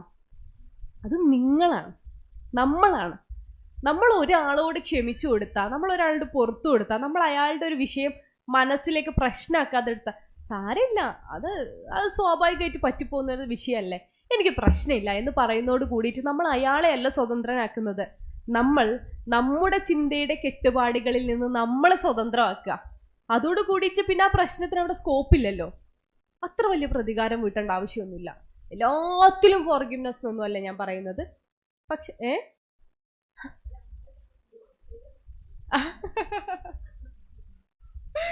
അതെ, എല്ലാത്തിനും ഫോർഗിവ്നെസ് എന്നല്ല ഞാൻ പറയുന്നത്. എന്ന് വെച്ചാൽ ഇപ്പൊ വലിയ പ്രശ്നത്തിലാണ് നമ്മൾ ജീവിച്ചുകൊണ്ടിരിക്കുന്നത്. ഈ പ്രശ്നങ്ങളൊക്കെ നരേന്ദ്രമോദിയോ സാരില്ല, ഞാൻ ഓനാണ് പുറത്തെടുത്ത്. മണിപ്പൂരിലോ കൂട്ടക്കൊലയോ സാരില്ല, പെണ്ണുങ്ങളെ കൊണ്ടുപോയ ചെക്കന്മാർക്കൊക്കെ ഞാൻ പുറത്തെടുത്ത്. അങ്ങനെ നിങ്ങൾ എല്ലാവർക്കും പുറത്തെടുക്കണ്ട, അതിൽ പിന്നെ കാര്യമില്ലല്ലോ. പുറത്തെടുക്കണില്ല. കോമൺ സെൻസ് ഒരു സാധനം നമ്മളെ കയ്യിലുണ്ട്. അരിപ്പ ഈ കോമൺ സെൻസ് നമ്മളെ അരിപ്പാണ്. ഈ അരിപ്പന്റെ ഉള്ളിൽ കൂടി എന്തൊക്കെ താഴത്തേക്ക് പോകണം വേണ്ടാന്ന് തീരുമാനിക്കണം നമ്മളാണ്. അത് വേറെ ആർക്കും പറഞ്ഞുതരാൻ പറ്റില്ല, അത് നമ്മളെ ഉള്ളിലുള്ളതാണ്. അത് നമ്മളെ സ്മാർട്ട്നെസ്സിനനുസരിച്ച് നമ്മൾ തീരുമാനിക്കേണ്ട. ജീവിതത്തിൽ എല്ലാം പുറത്തു കൊടുക്കുക എന്നുള്ളതല്ല. എന്നാ ഇതുപോലെ നമ്മുടെ മനസ്സിനെ കീഴടക്കുന്ന അനാവശ്യമായ ചിന്തകളെ നമ്മൾ ആദ്യം കരിച്ചു കളയണം. അതിന് നമ്മുടെ കയ്യിലുള്ള വളരെ മനോഹരമായിട്ടുള്ള ഒരു ആശയമാണ് ഈ ഫോർഗിവ്നെസ് എന്ന് പറയുന്നത്. രണ്ടാമത്തെ ഒരു കാര്യം കൂടി പറഞ്ഞിട്ടെ, എനിക്ക് ഭയങ്കര വർക്കായി തോന്നിയ കാര്യം കേട്ടോ. നമ്മൾ ഈ വലിയ പ്രശ്നങ്ങൾ അനുഭവിച്ചുകൊണ്ട് നടക്കുന്നതിലും സുഖമാണ് ഇതൊക്കെ. രണ്ടാമത്തത് ഗ്രാറ്റിറ്റ്യൂഡാണ്. നന്ദി പറയുക, നല്ല ചിന്തിക്കുക, നന്ദി പറയുക. ഒരേ സമയം ഞാനിവിടെ ഇരിക്കുമ്പോൾ എനിക്ക് ഇവനെ ഇവിടെ നിൽക്കണം, എനിക്ക് നല്ല പ്രയാസമുണ്ട്. 10 കിലോ ആണ് ഇവൻ്റെ വെയിറ്റ്. ഈ 10 കിലോ വെച്ചിട്ട് ഈ മനുഷ്യനെ വെച്ച് ഞാനിവിടെ ഇരിക്കുക, എനിക്ക് പ്രയാസമുണ്ട്. ഇവൻ ഫോണിൽ നോക്കുന്നത്, ഇവൻ്റെ കണ്ണിനെ കുറിച്ച് എനിക്ക് ഭയങ്കരമായ വിഷമമുണ്ട്. ഇവൻ്റെ ചിന്തകൾ നശിച്ചു പോലോ എന്നുള്ള എനിക്ക് വിഷമമുണ്ട്. ഇത് വൻ പ്രശ്നമാണല്ലോ. ഇതേ സമയം ഇതില്ലാണ്ട് ഞാൻ ഓനെ വെച്ചാൽ അതും എനിക്ക് പ്രശ്നമാണ്. ഓടെ കിടന്ന് വെച്ചപ്പാടുണ്ടാക്കും, പരിപാടി നടക്കില്ല, അലമ്പാവും. ഇവനെ വീട്ടിൽ വെച്ചിട്ട് വരാറ് അവിടെ നോക്കാനും മനുഷ്യനില്ല, അതും പ്രശ്നമാണ്. ഇത് പ്രശ്നമില്ലാത്തൊരു സൊല്യൂഷൻ ഇവിടെ ഇല്ല. 3-4 വഴിയുണ്ട്, പക്ഷെ ഒക്കെ പ്രശ്നമാണ്. എന്നാൽ അതേ സമയം ഞാൻ ഇവിടെ നിൽക്കുമ്പോൾ എനിക്ക് ഭയങ്കര സന്തോഷം തോന്നുന്നുണ്ട്. ഇത് ഭയങ്കര രസമുണ്ടല്ലോ, ഈ ചെക്കന് എന്നോട് ഇങ്ങനെ ഒട്ടി നിൽക്കുകയാണല്ലോ എന്നുള്ളത് എനിക്ക് ഭയങ്കര സന്തോഷമുണ്ട്. ഞാനിപ്പോൾ എൻ്റെ മനസ്സിൽ എനിക്ക് ഭയങ്കര അഭിമാനമാണ്. ഇവന് 1.5 വയസ്സാവാനായി. ആ 1.5 വയസ്സ് വരെ ഈ മനുഷ്യൻ എന്നോട് ഇങ്ങനെ ഒട്ടിയാണ് നിൽക്കണത്. ഇവൻ എൻ്റെ അടുത്തുനിന്ന് വേർപെട്ട സമയങ്ങൾ വളരെ കുറവാണ്. അങ്ങനെ ഒരു മനുഷ്യൻ നമുക്ക് ഉണ്ടാവുക, ഒരാളെപ്പോഴും നമ്മളോടൊപ്പം ഉണ്ടാവുക. ഞാൻ പറയുന്ന ചാളിയൊക്കെ കേട്ടാൽ ഇവൻ ചിരിക്കും. ചിരിക്കാനൊരു മനുഷ്യൻ ഉണ്ടാവുക. പിന്നെ നമുക്കൊരു മനുഷ്യൻ കൂടെ ഉണ്ടാവുക എന്നൊക്കെ ഉള്ളത് ഭയങ്കര അസറ്റല്ലേ. ഇവൻ എൻ്റെ കൂടെ ഉണ്ട്, എനിക്ക് ഭയങ്കര ഇഷ്ടമാണ്. എനിക്ക് ഇവനെ അവിടെ ഇരുത്തണം എന്നൊന്നുമില്ല, ഇവനെ കണ്ടാലും കുഴപ്പമില്ല, കുറച്ച് നേരമല്ലേ, പക്ഷെ ഇവനെ ഉണ്ടാവുന്ന എനിക്ക് ഇഷ്ടമാണ്. നമ്മൾ ഗ്രാറ്റിറ്റ്യൂഡ് എന്ന് പറയുന്ന വഴി എടുക്കുക, നല്ലൊരു വഴി തിരഞ്ഞെടുക്കുക. എന്ന് വെച്ചാൽ നമ്മൾ പറയില്ലേ, പഠിച്ചവനോട് നന്ദി പറയുക, ദൈവത്തോട് നന്ദി പറയില്ല, അൽഹംദുലില്ലാ പറയൂലേ. ഞാൻ എപ്പോഴും പറഞ്ഞു നോക്കി, ഭയങ്കര രസമാണ്. ഈ പറയുന്ന കനങ്ങ് കുറയും. നമ്മളിങ്ങനെ വലിയ പ്രശ്നങ്ങളുടെ കനം നിൽക്കുമല്ലേ, പ്രശ്നങ്ങളുടെ കനങ്ങ് കുറയും. കനം കുറയാൻ ഭയങ്കര എളുപ്പമുള്ള മാർഗ്ഗം നല്ലത് ചിന്തിക്കുക, നല്ല കാര്യങ്ങൾ പറയാം, നമ്മൾ നന്നായിരിക്കുക. അതോടുകൂടി തന്നെ നമ്മൾ ഇങ്ങനെ നിൽക്കുമ്പോൾ, വെറുതെ നിൽക്കുമ്പോൾ, എൻ്റെ കിലോ 58 കിലോ ആണ്, 58 67 കിലോൻ്റെ ഭാരം ഞാൻ ചെറുപ്പം വെറുതെ നിൽക്കുമ്പോൾ ചുമക്കും. ഈ 67 കിലോൻ്റെ 10 കിലോ ഇവിടുന്ന് കൂടിയതാ. ഇതിൻ്റെ അനാവശ്യ ദുഷിച്ച ചിന്തകളാ. അല്ലെങ്കിൽ ഞാൻ വനിതാ ലീഗിൻ്റെ ഒരു പഞ്ചായത്ത് ട്രഷറർ ആവേണ്ട ആളാ. ചാവിട്ടിയതാണ് ഓലെനിക്ക് തന്ന പണി എനിക്കറിയാം. ഓൽക്ക് തിരിച്ച് ഞാൻ പണി കൊടുക്കും. വല്ല കാര്യമുണ്ടോ? ഈ പറയുന്ന 10 കിലോ ആണ് നിങ്ങളെ ഉള്ളിൽ ഓൽക്ക് പണി കൊടുക്കാനുള്ള. വലിയ ട്രഷറായില്ലായിരുന്ന സുഖമില്ലേ? സാമ്പത്തിക കാര്യങ്ങൾക്ക് വേണ്ടി ഓടി നടക്കണ്ട, പിരിവെടുക്കണം കേട്ടോ, പണിയെടുക്കാതിരിക്കരുത്. പക്ഷെ എന്നാലും ബാധ്യതകളെങ്ങ് ഒഴിഞ്ഞിട്ടിയല്ലോ. ഒരു കഥയുണ്ട്. ആ കഥ ഇങ്ങനെയാ. ഒരു ടീച്ചർ കുട്ടികളോട് പറയും, വീട്ടിൽ നിന്ന് തക്കാളി കൊണ്ടുവരാൻ പറയും. അപ്പം എത്ര തക്കാളി കൊണ്ടുവരണമെന്ന് ചോദിച്ചു. അപ്പൊ പറഞ്ഞു, ഇങ്ങക്ക് എത്ര മനുഷ്യന്മാരോട് ദേഷ്യമുണ്ടോ അത്ര എണ്ണം തക്കാളി കൊണ്ടുവരാൻ പറഞ്ഞു. തക്കാളിക്ക് 70 എത്ര രൂപ ഇപ്പോ വില കുറഞ്ഞല്ലോ, 65 65 വെച്ച് 30 ഇപ്പൊ കണക്കൂട്ടിയൊക്കെ ഒരു 5 കിലോ തക്കാളി അല്ലേ മിനിമം. അപ്പൊ നിങ്ങൾ രക്ഷപ്പെട്ടു. അപ്പൊ ഈ കുട്ടികളുടെ തക്കാളി കൊണ്ടുവരണം, നിങ്ങൾക്ക് എത്ര ആള് ദേഷ്യമുണ്ട് അത്ര തക്കാളി കൊണ്ടുവരണം. ഒരു തക്കാളി എടുക്കുക, ഇതിന്റെ വാപ്പ നല്ല ചീത്ത അറിയലുണ്ട്, കവറിലിട്ടോ. ഇത് എന്റെ വല്യമ്മ മുട്ടായി വാങ്ങി തരുന്നില്ല, കവറിലിട്ടോ. ഇങ്ങനെ എത്ര ആളുടെ ദേഷ്യം ഉണ്ടോ ഈ ആളുടെ പേരിട്ടിട്ട് തക്കാളി കൊണ്ടുവരാൻ വന്നു. കുട്ടികൾ ഭയങ്കര സന്തോഷത്തിൽ തക്കാളി ഇട്ടു. ഒരാഴ്ച നമ്മളെ ടാസ്ക്. ഈ ടാസ്ക് തീരുന്ന വരെ ഈ തക്കാളി നിങ്ങൾ പിടിക്കണം. തക്കാളി നിങ്ങൾ പിടിച്ചാൽ മാത്രം പോരാ, എപ്പോഴും നിങ്ങളെ കയ്യിലുണ്ടാവണം എന്ന് പറഞ്ഞു. എപ്പോഴും എന്ന് ചോദിച്ചു. എപ്പോഴും നിങ്ങളെ കയ്യിൽ വെക്കണം. ഭക്ഷണം കഴിക്കുമ്പോൾ, സ്കൂളിലേക്ക് വരുമ്പോൾ, സ്കൂളിൽ നിന്ന് പോകുമ്പോൾ ഒക്കെ നിങ്ങൾ ഈ സാധനം കയ്യിൽ പിടിക്കണം എന്ന് പറഞ്ഞു. കുട്ടികൾ പാവങ്ങൾ ഇത് പിടിച്ചു. 1 ദിവസം കഴിഞ്ഞു, 2 ദിവസം കഴിഞ്ഞു, 3-ാമത്തെ ദിവസമൊക്കെ ആയപ്പോൾ ടീച്ചറോട് ചോദിച്ചു, ടീച്ചറെ മണക്കണം ഒഴിവാക്കട്ടെ. സമ്മതിച്ചില്ല. ഒരാഴ്ചയാണ് സമയം, ഇത് പിടിച്ചു നടക്കണം എന്ന് പറഞ്ഞു. കുട്ടികളെ പിടിച്ചു നടന്നു. ഒരാഴ്ച കഴിഞ്ഞപ്പോഴേക്കും കുട്ടികളെ കാര്യം കഷ്ടമായി. കുട്ടികളെ പറയും നാറ്റം കൊണ്ട് ഞങ്ങൾക്ക് നടക്കാൻ പറ്റുന്നില്ലേ ടീച്ചറെ എന്ന് പറഞ്ഞു. അപ്പോൾ ടീച്ചർ കുട്ടികളോട് പറയാം, ഈ തക്കാളിയുടെ നാറ്റം അസഹനീയമാവുന്നില്ലേ? നിങ്ങൾ മനസ്സിൽ വെറുപ്പ് പിടിച്ച് നടക്കുമ്പോൾ, നിങ്ങൾ മനുഷ്യന്മാരുടെ പ്രശ്നങ്ങൾ കൊണ്ട് നടക്കുമ്പോൾ ഇതേ സാധനങ്ങൾ ഉള്ളിൽ നടക്കുന്നുണ്ട്. പക്ഷെ ആ നാറ്റം നിങ്ങൾക്ക് പുറത്തേക്ക് വരുന്നില്ല എന്നുള്ളൂ. നിങ്ങളുടെ സ്വഭാവത്തിൽ ആ നാറ്റം പ്രതിഫലിക്കും. അതുകൊണ്ട് നാറ്റം വേണമോ വേണ്ടയോ എന്നുള്ളത് നിങ്ങളുടെ തീരുമാനമാണ്. ആ തീരുമാനം വേണ്ടെന്നാക്കിയാൽ നിങ്ങൾക്ക് സുഖമായിട്ട് നടക്കാമെന്ന് പറഞ്ഞു. അത് നമ്മളെ തീരുമാനമാണ്. നാറ്റം ചുമന്ന് നടക്കണോ നല്ലോണം നടക്കണോ എന്ന് നമ്മളെ തീരുമാനമാണ്. ഈ പറയുന്ന പോലെ നന്ദിയുള്ളവരായി തീരുമ്പോൾ നമ്മൾ കുറച്ചുകൂടി ബെറ്റർ പേഴ്സൺ ആവുകയാണ്, നല്ല മനുഷ്യനാവാണ്. നന്ദി ഉണ്ടാവുക. വെറുതെ ഇരിക്കുമ്പോൾ എനിക്കിവിടെ സംസാരിക്കാൻ അവസരം കിട്ടിയല്ലോ, ഇന്നിവിടെ വരാൻ പറ്റിയല്ലോ, ഇത്ര ആൾക്കാരെ കാണാൻ പറ്റിയല്ലോ, ഇതിനൊക്കെ നമ്മൾ നന്ദിയുള്ള ആൾക്കാരാവും. ഇവിടെ ഇരിക്കുമ്പോൾ അതേസമയം നിങ്ങൾ ആലോചിക്കുക, വൈകുന്നേരം 3 മണിയാകുമ്പോഴത്തെ കുട്ടികൾ വരും, സ്കൂൾ വിട്ട് വരുമ്പോൾ, സ്കൂൾ ബസ് വരുമ്പോൾ ഞാൻ അവിടെ എത്തിയിട്ടില്ലെങ്കിൽ അതുകൊണ്ട് ഞാൻ ഉച്ചക്ക് വല്ല ആവശ്യമുണ്ടോ? 3 മണി വരെ സമാധാനമായിട്ട് ഇരിക്കാമല്ലോ എന്നാലോചിച്ചാൽ മതി. ഏത് വഴിയാണ് നമ്മൾ തിരഞ്ഞെടുക്കണത് എന്നുള്ള നല്ല ആലോചനയുടെ വഴി തിരഞ്ഞെടുക്കുമ്പോൾ നമ്മൾ ഭയങ്കര ലൈറ്റായി പോകും. അപ്പോൾ നല്ല മനുഷ്യന്മാരാവാൻ നമ്മൾ എന്ത് ചെയ്യണം? നന്ദി പറഞ്ഞുകൊണ്ടിരിക്കുക. ദൈവത്തോട് നന്ദി പറയുക, ഒപ്പമുള്ളവരോട് നന്ദി പറയുക, നല്ല വഴിയിൽ ചിന്തിക്കുക, ഗ്രാറ്റിറ്റ്യൂഡുള്ള മനുഷ്യന്മാരാവുക. എളുപ്പം. അങ്ങനെ കുറേ കാര്യങ്ങളുണ്ട്. ഇതിപ്പോൾ പറഞ്ഞു പോയിട്ട് നിങ്ങളെല്ലാവരും നന്നാക്കാൻ വേണ്ടിയിട്ടുള്ളൊരു പുണ്യാളത്തിയായി ഞാൻ അവതരിച്ചതല്ല.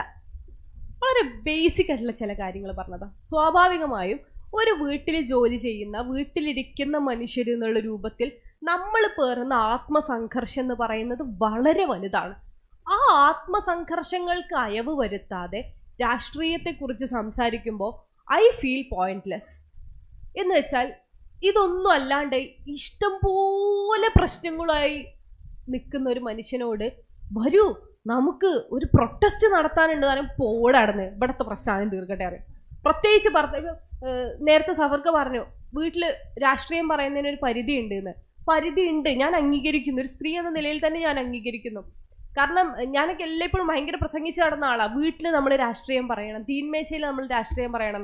തീന്മേശയിൽ ഇരുന്നുകൊണ്ട് നമ്മൾ പറയുക വലിയ പ്രശ്നമാണ് ഇവിടെയൊക്കെ, നമുക്ക് നാളെ വൈകുന്നേരം 7 മണിക്ക് അല്ലെങ്കിൽ നാളെ വൈകുന്നേരം 4 മണിക്ക് വനിതാ ലീഗിൻ്റെ ഒരു പ്രൊട്ടസ്റ്റ് നടക്കണം, നമുക്ക് അതിൽ പങ്കെടുക്കും.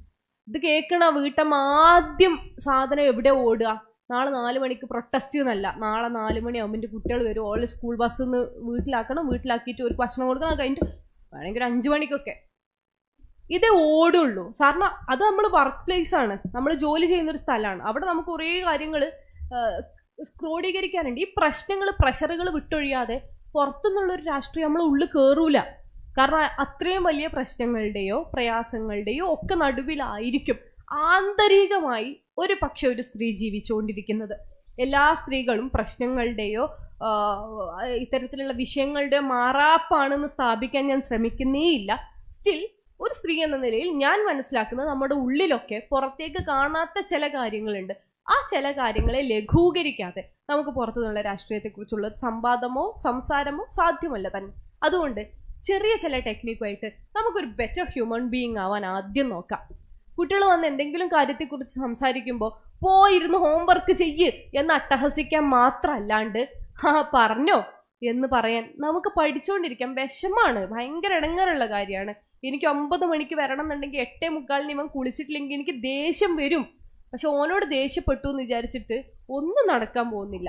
എങ്ങനെയും സോപ്പിട്ട് ബാത്റൂമിൻ്റെ ഉള്ളിൽ കൊണ്ടുപോയാലേ കാര്യം നടക്കുള്ളൂ. നമ്മൾ വഴി മാറ്റി പിടിക്കാൻ നോക്കുമ്പോൾ നമ്മൾ ലൈറ്റ് ആവും. ആ ലൈറ്റ് ആവുന്ന മനുഷ്യന്മാരാകുമ്പോൾ നിങ്ങളൊക്കെ കുറച്ചും കൂടി ഇനിയൊന്ന് അയഞ്ഞിരിക്കാൻ പറ്റും.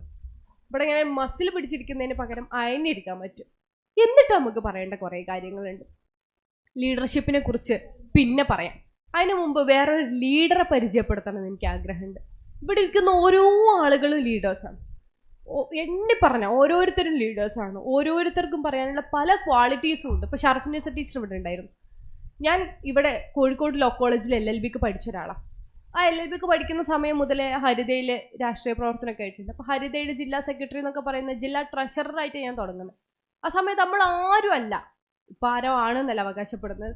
പക്ഷെ അന്ന് നമ്മളൊരു സാധാരണക്കാരിയായ കോളേജിൽ പഠിക്കാൻ വന്ന കുട്ടിയാണ്. ഹരിതയിൽ ഒരു സാധാരണ കുട്ടിയാണ്.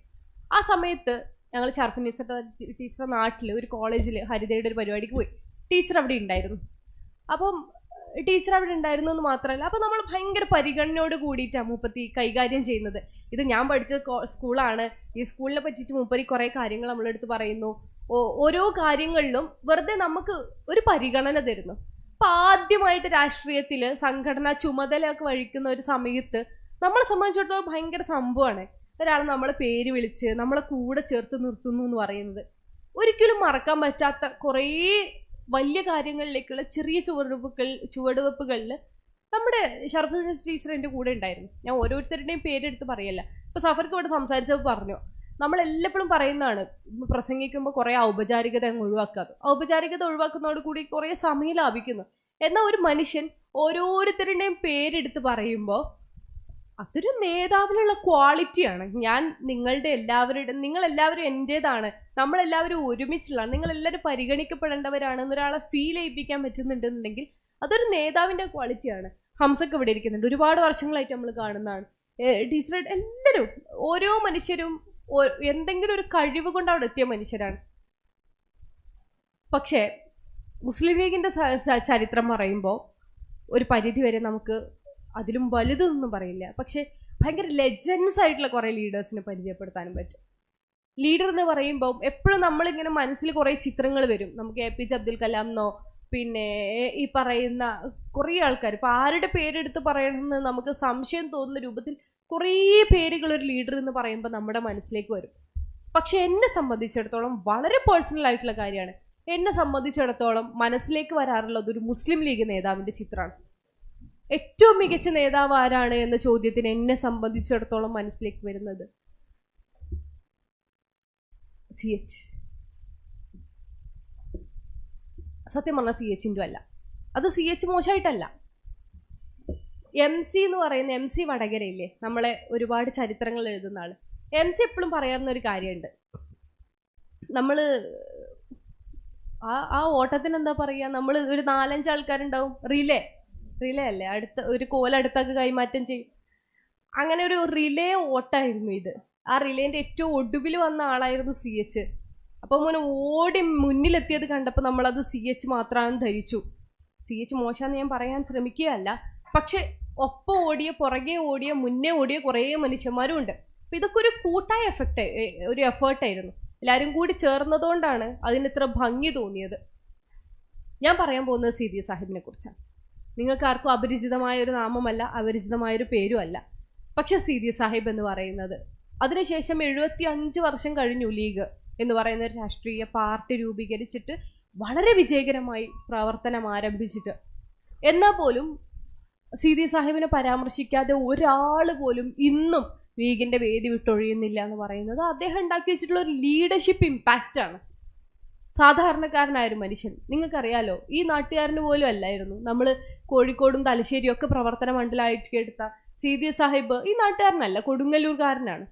കൊടുങ്ങല്ലൂർക്കാരനായിട്ടുള്ള, അത്യാവശ്യം നല്ല ധനാഢ്യനായിട്ടുള്ള, നല്ല തറവാട്ടിൽ ജനിച്ച, നല്ല വിദ്യാഭ്യാസം കിട്ടിയ, ആ സ്വപ്നം കാണാൻ പോലും സാധിക്കാതിരുന്ന ഒരു പ്രത്യേകിച്ച് സമുദായത്തിനകത്തൊന്നും സ്വപ്നം കാണാൻ പോലും സാധിക്കാതിരുന്ന ഒരുപാട് പ്രിവിലേജുകളുമായിട്ട് ജീവിച്ചിട്ടുള്ള ഒരു മനുഷ്യനാണ് സീതി സാഹിബ് എന്ന് പറയുന്നത്. അദ്ദേഹം ആദ്യഘട്ടത്തിൽ കോൺഗ്രസിന്റെ കൂടെയൊക്കെ പ്രവർത്തിച്ചു വന്നിട്ടുള്ളൊരു നേതാവാണ്. ഗാന്ധിജിയുടെയൊക്കെ സമരാഹ്വാനങ്ങൾ കേട്ട് കോളേജിൽ നിന്ന് ക്ലാസ് കട്ട് ചെയ്ത് ഇറങ്ങിയ നല്ല ദേശസ്നേഹിയായ ഒരു മനുഷ്യനാണ്. പക്ഷെ ടേണിംഗ് പോയിന്റ് എന്ന് പറയുന്ന ഒരു സാധനം ഉണ്ടല്ലോ, അദ്ദേഹം വക്കീലായിരുന്നു. വക്കീലൊരു കേസ് നടത്താൻ വേണ്ടിയിട്ട് തലശ്ശേരിയിലേക്ക് വരിക. തലശ്ശേരിയിൽ വന്ന് കേസ് നടത്തിയപ്പോൾ കേസ് മാത്രമല്ല, ഒരു ലീഡർ കാണുക, ചുറ്റുമുള്ള എല്ലാ കാഴ്ചകളുമാണ്. സീതി സാഹിബ് കണ്ടത് ഈ നാട്ടിലുള്ള മനുഷ്യന്മാരുടെ ദുരവസ്ഥയാണ്. സമുദായത്തിനുള്ളിലും പുറത്തുമുള്ള മനുഷ്യന്മാരുടെ ദുരവസ്ഥയാണ്. ഇവിടുത്തെ മാപ്പിളമാർ, ഇവിടുത്തെ ദളിതരായ മനുഷ്യന്മാരൊക്കെ അനുഭവിക്കുന്ന കുറേ പ്രശ്നങ്ങൾ. വിദ്യാഭ്യാസം ഇല്ല, സ്കൂളുകളില്ല, അതിൻ്റെ ആവശ്യമുണ്ടെന്ന് വിചാരിക്കുന്ന പോലുമില്ല. നിങ്ങൾ നല്ല മനുഷ്യരാണെന്ന് പറഞ്ഞാൽ എന്തിനാപ്പോൾ ഞങ്ങൾ കഞ്ഞി വെച്ച് ജീവിക്കുന്നത്, നമുക്കിത് മതി എന്നൊരു മനോഭാവം ഇല്ലേ? അതേ മനോഭാവത്തിൽ ജീവിക്കുന്ന കുറേ ആളുകൾ. അങ്ങനെ ജീവിക്കുന്ന ആളുകളെ കണ്ടപ്പം അതെൻ്റെ പ്രവർത്തന മണ്ഡലമാണ് എന്ന് തീരുമാനിക്കുന്നിടത്താണ് അദ്ദേഹത്തിനുള്ളിൽ നേതാവ് പെർഫോം ചെയ്യാൻ തീരുമാനിക്കുന്നത്. ആദ്യം നമ്മളെ സ്ഥലം കണ്ടുപിടിക്കണം. എവിടെയാണ് ഞാൻ വർക്ക് ചെയ്യുന്നത്, എന്തിനു വേണ്ടിയാണ് ഞാൻ വർക്ക് ചെയ്യുന്നത് എന്ന്. സീതി സാഹിബിൻ്റെ ഉദ്ദേശം ഈ മനുഷ്യരുടെ ജീവിത നിലവാരം മെച്ചപ്പെടുത്തണം എന്നുള്ളതാണ്. ജീവിത നിലവാരം മെച്ചപ്പെടുത്തണം എന്നുണ്ടെങ്കിൽ ആദ്യം മനുഷ്യന്മാർക്ക് ആഗ്രഹങ്ങൾ ഉണ്ടാവണം. ആഗ്രഹങ്ങൾ ഉണ്ടാവണം. MC അദ്ദേഹത്തിന്റെ CH കുറിച്ചുള്ള ജീവചരിത്രത്തിന്റെ തുടക്കത്ത് പറയുന്ന ഒരു വലിയ ഡയലോഗ് ഉണ്ട്. ആ വലിയ ഡയലോഗില് ആ സമുദായത്തിന്റെ ചിത്രം വരച്ച് കാണിക്കുകയാണ്. സീതി സാഹിബൊക്കെ രാഷ്ട്രീയ പാർട്ടി രൂപീകരിക്കുന്ന കാലത്തുള്ള അന്നത്തെ മലബാറിലെ അല്ലെങ്കിൽ കേരളത്തിലെ മനുഷ്യരുടെ ഈ സമുദായത്തിന്റെ ഒരു ചിത്രം കാണിച്ചു കൊണ്ടിരിക്കുന്നുണ്ട്. അതിലിങ്ങനെ പറയാ, ഈ പറയുന്ന കാലമം ഈ കാലം എന്ന് പറയുന്ന കുതിര കുതിച്ചു പായുന്ന സമയത്ത് മുത്തശ്ശി കഥയിലെ മുയലിനെ പോലെ കാൽവണ്ണകൾക്കിടയിൽ കൈകൾ തിരികെ ഉറങ്ങുകയായിരുന്നു ഞങ്ങൾ. ഉറങ്ങുന്നത് ആരാന്നറിയോ? നമ്മളാ. ആ ഉറങ്ങുന്നത് എന്തുകൊണ്ടാണെന്നറിയോ? ഞങ്ങൾക്ക് ഇത്ര മതി എന്നുള്ളൊരു തോന്നൽ കൊണ്ടാ. ഞങ്ങൾക്ക് ഇത്ര മതി എന്ന് വിചാരിക്കുന്ന മനുഷ്യരുടെ ഇടയിൽ ചെന്ന് ആഗ്രഹങ്ങൾ ഉണ്ടാക്കിയെടുക്കുക എന്നുള്ളതാണ് സീതി സാഹിബ് ചെയ്ത ആദ്യ പടി. ആഗ്രഹങ്ങൾ ഉണ്ടാക്കിയെടുക്കുക. നിങ്ങൾ ഇങ്ങനെ ജീവിച്ച് മരിക്കേണ്ട ആൾക്കാരൊന്നും അല്ല. നിങ്ങൾക്ക് കുറച്ചുകൂടി സാമ്പത്തിക സ്വാതന്ത്ര്യം ആവാം. നിങ്ങൾക്ക് ഇവിടെയുള്ള ഗവൺമെന്റ് ഉദ്യോഗങ്ങളിൽ കയറി പറ്റണ്ടേ? ഇവിടെയുള്ള പോലീസ് എന്ന് പറഞ്ഞാൽ വേറെ ആർക്കോ വേണ്ടിയുള്ള പോലീസല്ല, നിങ്ങൾക്ക് കൂടി അർഹതപ്പെട്ടതാണ് ഇവിടുത്തെ പോലീസ് സേന. നിങ്ങൾക്ക് കൂടി അർഹതപ്പെട്ടതാണ് ഇവിടുത്തെ കളക്ടർ എന്ന് പറയുന്ന പോസ്റ്റ്. നിങ്ങൾക്ക് കൂടി അർഹതപ്പെട്ടതാണ് ഈ വക്കീൽ ഓഫീസുകളിൽ കയറി ഇറങ്ങുന്ന ഈ കോടതികളിൽ കയറി ഇറങ്ങുന്ന വക്കീലന്മാരുടെ കോട്ടുകൾ നിങ്ങൾക്ക് കൂടി അവകാശപ്പെട്ടിട്ടുള്ളതാണ്. നല്ല ഭക്ഷണം കഴിക്കുക എന്നുള്ളത് നിങ്ങളുടെ അവകാശമാണ്. നല്ല വസ്ത്രം ധരിക്കുക എന്നുള്ളത് നിങ്ങളുടെ അവകാശമാണ്. ആദ്യം എന്തിനെ കുറിച്ചാ പറയേണ്ടതെന്ന് ആലോചിച്ച് നോക്കൂ. നിങ്ങൾക്ക് കിട്ടാനുള്ളത് കുറച്ചുകൂടി മെച്ചപ്പെട്ട ലോകമാണ് എന്ന് ആദ്യം പറഞ്ഞു വെക്കേണ്ട ഒരു അവസ്ഥ ഉണ്ടായിരുന്നു. ഇപ്പൊ ഇവിടെ കൂടിയിരിക്കുന്ന സ്ത്രീകളെ കുറിച്ച് തന്നെ ഞാൻ പറയാം. നമ്മൾ മുസ്ലിം ലീഗിന്റെ മെമ്പർഷിപ്പ് എടുത്ത ആളുകളാണല്ലോ. ഈ പറഞ്ഞ പോലെ ഓൺലൈൻ മെമ്പർഷിപ്പ് എടുക്കുകയും ഏറ്റവും ഗംഭീരമായി അത് പൂർത്തീകരിക്കുകയും ചെയ്തിട്ടുള്ള ആൾക്കാരാണ്. ഈ പ്രാവശ്യത്തെ മെമ്പർഷിപ്പ് കാലാവധി കഴിഞ്ഞപ്പോൾ മുസ്ലിം ലീഗിൽ 50% സ്ത്രീകളാണ് എന്ന് വിവരങ്ങൾ അറിയാലോ. 50% സ്ത്രീകളാണ്. അഥവാ ഭൂരിപക്ഷം ഇപ്പൊ ആരാ ലീഗില്? സ്ത്രീകളാണ്. എന്നാൽ ഇതേ സമയത്ത് അതിനുശേഷവും ഇപ്പൊ ഒരുപാട് ഈ പറയുന്ന ഖായിദെ മില്ലത്ത് നമ്മുടെ നാഷണൽ സൗധത്തിന് വേണ്ടിയിട്ടുള്ളൊരു പിരിവ് നടന്നിട്ടുണ്ടായി. പിരിവിന് വേണ്ടി എല്ലാ നാട്ടിലും ആൾക്കാർ ഇറങ്ങി. നമ്മളിൽ എത്ര പേര് ഇറങ്ങി? ഇറങ്ങിയോ? ആരെങ്കിലും ഉണ്ടോ? വെറുതെ അല്ല മൂപ്പത്തി അവിടെ കിടന്ന് തീ കത്തിച്ചത്. ഇറങ്ങിക്കണ്, പണിയെടുത്തങ്ങനെ.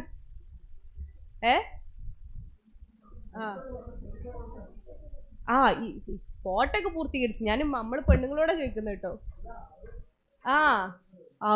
അടിപൊളി, ഗ്രേറ്റ്. ഒന്ന് കൈയടിച്ചു പ്രോത്സാഹിപ്പിക്കേ. ഇപ്പൊ നിങ്ങൾ കൈയടിച്ചാ ഭാവിയിൽ നിങ്ങൾക്ക് വേണ്ടിയും കൈയടിക്കും. പിരിവിനിറങ്ങാന്നുള്ളതല്ല, പിന്നീടുള്ള പ്രവർത്തനങ്ങളിൽ നമ്മൾ എത്രത്തോളം ഭാഗവാക്കാവുന്നു എന്നുള്ളതാണ്. ആ പ്രവർത്തനങ്ങളിൽ നമ്മൾ ഭാഗവാക്കാവുകയാണെങ്കിൽ മാത്രമേ ഈ 50% വിസിബിൾ ആവുള്ളൂ. 50% നമ്മളല്ല, നമ്മൾ എന്നെ അടിപൊളിയാന്ന് വിചാരിച്ച് വീട്ടിൽ കിടന്നുണ്ടെങ്കിൽ ഇവിടെ ഒന്നും സംഭവിക്കാൻ പോകുന്നില്ല.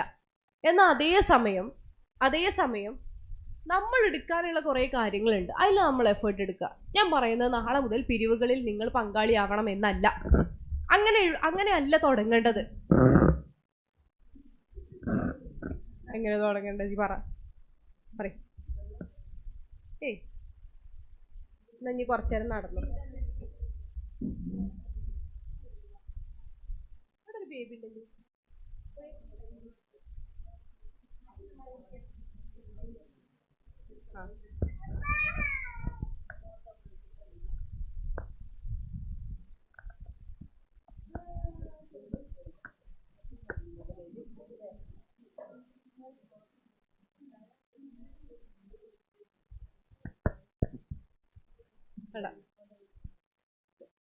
കുഴപ്പമില്ല, അവിടെ ഇരുന്നോട്ടെ.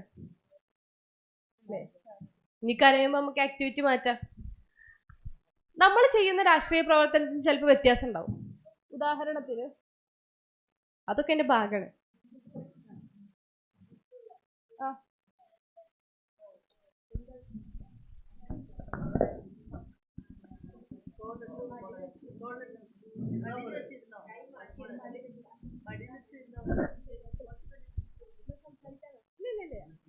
ഇല്ല ഫൈൻ.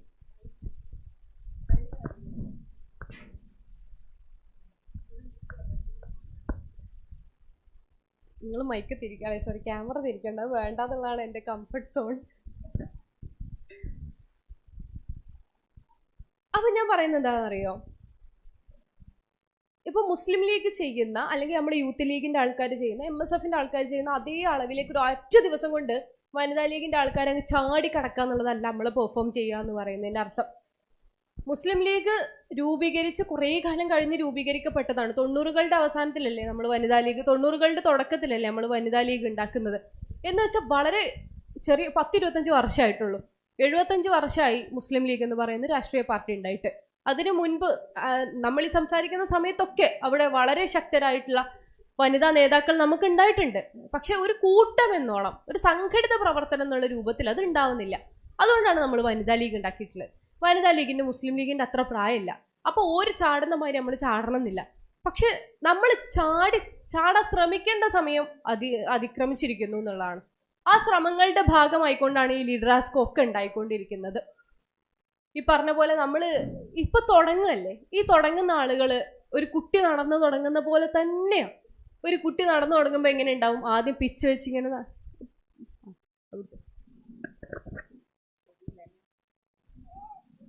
നടന്നോട്ടെ, നടന്നു തുറന്നരാ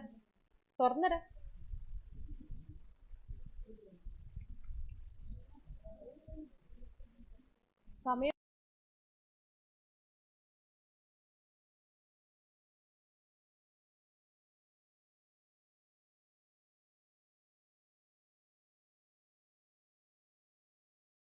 പറയുന്നത് എന്താണെന്നറിയോ? നമ്മളെ പ്രവർത്തന ശൈലി എങ്ങനെയാണ് നമ്മൾ തീരുമാനിക്കണം. ആ പ്രവർത്തന ശൈലി ചിലപ്പോൾ ചെറിയ കാര്യങ്ങളായിരിക്കും, കുഞ്ഞു കാര്യങ്ങൾ. നിങ്ങളുടെ പഞ്ചായത്തുകളിൽ നിന്നോ വാർഡുകളിൽ നിന്നോ ഒക്കെ നിങ്ങൾക്ക് തുടങ്ങാൻ പറ്റുന്ന കുഞ്ഞു കാര്യങ്ങൾ നമുക്ക് തുടങ്ങാം. അങ്ങനെ തുടങ്ങുകയാണെങ്കിൽ ഈ പറയുന്ന പോലെ ഇപ്പം ചിലപ്പോൾ ഒരു തോന്നലുണ്ടാവും, എനിക്കിങ്ങനെ മൈക്കൊന്നും പിടിച്ച് പ്രസംഗിക്കാനൊന്നും അറിയണ്ട. നമ്മൾ തുടങ്ങുന്ന ആൾക്കാരല്ലേ. ഏതെങ്കിലും ഒരാൾ പറഞ്ഞതിൽ ഒരു അക്ഷരപ്പിഴവ് ഉണ്ടെങ്കിൽ അതിനെ ഭയങ്കര ഹൈലൈറ്റ് ചെയ്യാൻ നിൽക്കുന്ന കൂട്ടത്തിൽ നമ്മൾ ഇല്ലാതിരിക്കുക എന്നുള്ളത് മാത്രമാണ്. നമ്മൾ മെല്ലെ തുടങ്ങാം. അങ്ങനെ തുടങ്ങുന്ന ആളുകൾക്ക് ഒരു പവർ കൊടുക്കാനാണല്ലോ നമ്മൾ ഇത്തരത്തിലുള്ള ഈ പരിപാടി തന്നെ ലീഡറാസ്കോ തന്നെ വെച്ചിട്ടുള്ളത്. അപ്പം നമുക്ക് കുറേ കാര്യങ്ങൾ അതിന് കുറച്ച് പ്രൊഫഷണലായിട്ട് അറിയേണ്ടി വരും. അത് നമുക്ക് നമ്മളെ നേതാക്കന്മാരും തന്നെ ചുരണ്ടി എടുക്കാനും പറ്റും. ഇപ്പൊ സീദിയ സാഹിബ് എന്ന് പറയുന്ന ഒരു മനുഷ്യനെ കുറിച്ച് നമ്മൾ പറഞ്ഞു. സീദി സാഹിബ് എന്ന് പറയുന്ന മനുഷ്യൻ അന്നോടുകൂടി അവസാനിച്ചിട്ടില്ല. അയാൾക്ക് പുറകെ ഓടാൻ കുറേ ആളുകളെ ബാക്കി വെച്ചുകൊണ്ടാണ് സീദി സാഹിബ് എന്ന് പറയുന്ന മനുഷ്യൻ അവസാനിക്കുന്നത്. എന്ന നേതാവില്ലാതായി പോകുന്നത്. അദ്ദേഹം അധികാരത്തിലിരിക്കുന്ന അല്ലെങ്കിൽ അദ്ദേഹം ഇതിനെ ചലിപ്പിച്ചുകൊണ്ടിരിക്കുന്ന സമയത്ത് തന്നെ കുറേ സംഘടനകൾ ഉണ്ടാക്കി വെച്ചിട്ടുണ്ട്. ESTU എന്ന് പറയുന്ന സംഘടന, വിദ്യാർത്ഥി സംഘടന, MSF, ഇങ്ങനെ കുറേ സംഘടനകൾ ഉണ്ടാക്കുക. അങ്ങനെ കുറെ കൂട്ടങ്ങൾ ഉണ്ടാക്കുകയും ആ കൂട്ടങ്ങളിലേക്കൊക്കെ ആൾക്കാരെ സ്വാഗതം ചെയ്യുകയും ചെയ്യാണ്. സിനിമ കാണുന്നത് പാടില്ല എന്ന് പറയുന്ന അല്ലെങ്കിൽ പാട്ടൊക്കെ നിഷിദ്ധമാണ് എന്ന് വിശ്വസിക്കുന്ന മനുഷ്യരുടെ ഇടയിൽ കേരളത്തിലെ നമ്പർ 1 സാഹിത്യകാരന്മാരുടെ ഇടയിൽ ചെന്ന് പ്രസംഗിക്കുകയും അവരുടെ ആദരവ് പിടിച്ചു പറ്റുകയും ചെയ്യുന്ന ഒരു നേതാവായിക്കൊണ്ട് സീദിയ സാഹിബ് ഉണ്ടായിട്ടുണ്ട്. എല്ലാ മേഖലകളിലേക്കും പരന്നു കിടക്കുകയാണ്. പാഠം നമ്പർ 1 അതാണ്. പാഠം നമ്പർ 1 നമ്മൾ അറിവുള്ളവരാവുക എന്നുള്ളതാണ്. ഇനി അറിവുള്ളവരാണോ അല്ലയോ എന്നുള്ളതിന്റെ മാനദണ്ഡം എന്താണ് എന്ന് നിശ്ചയിക്കാൻ ആ ആളല്ലെങ്കിൽ കൂടി ചുറ്റുമുള്ള കാര്യങ്ങളെക്കുറിച്ച് കുറച്ച് ധാരണയുള്ള ആൾക്കാരാവുക.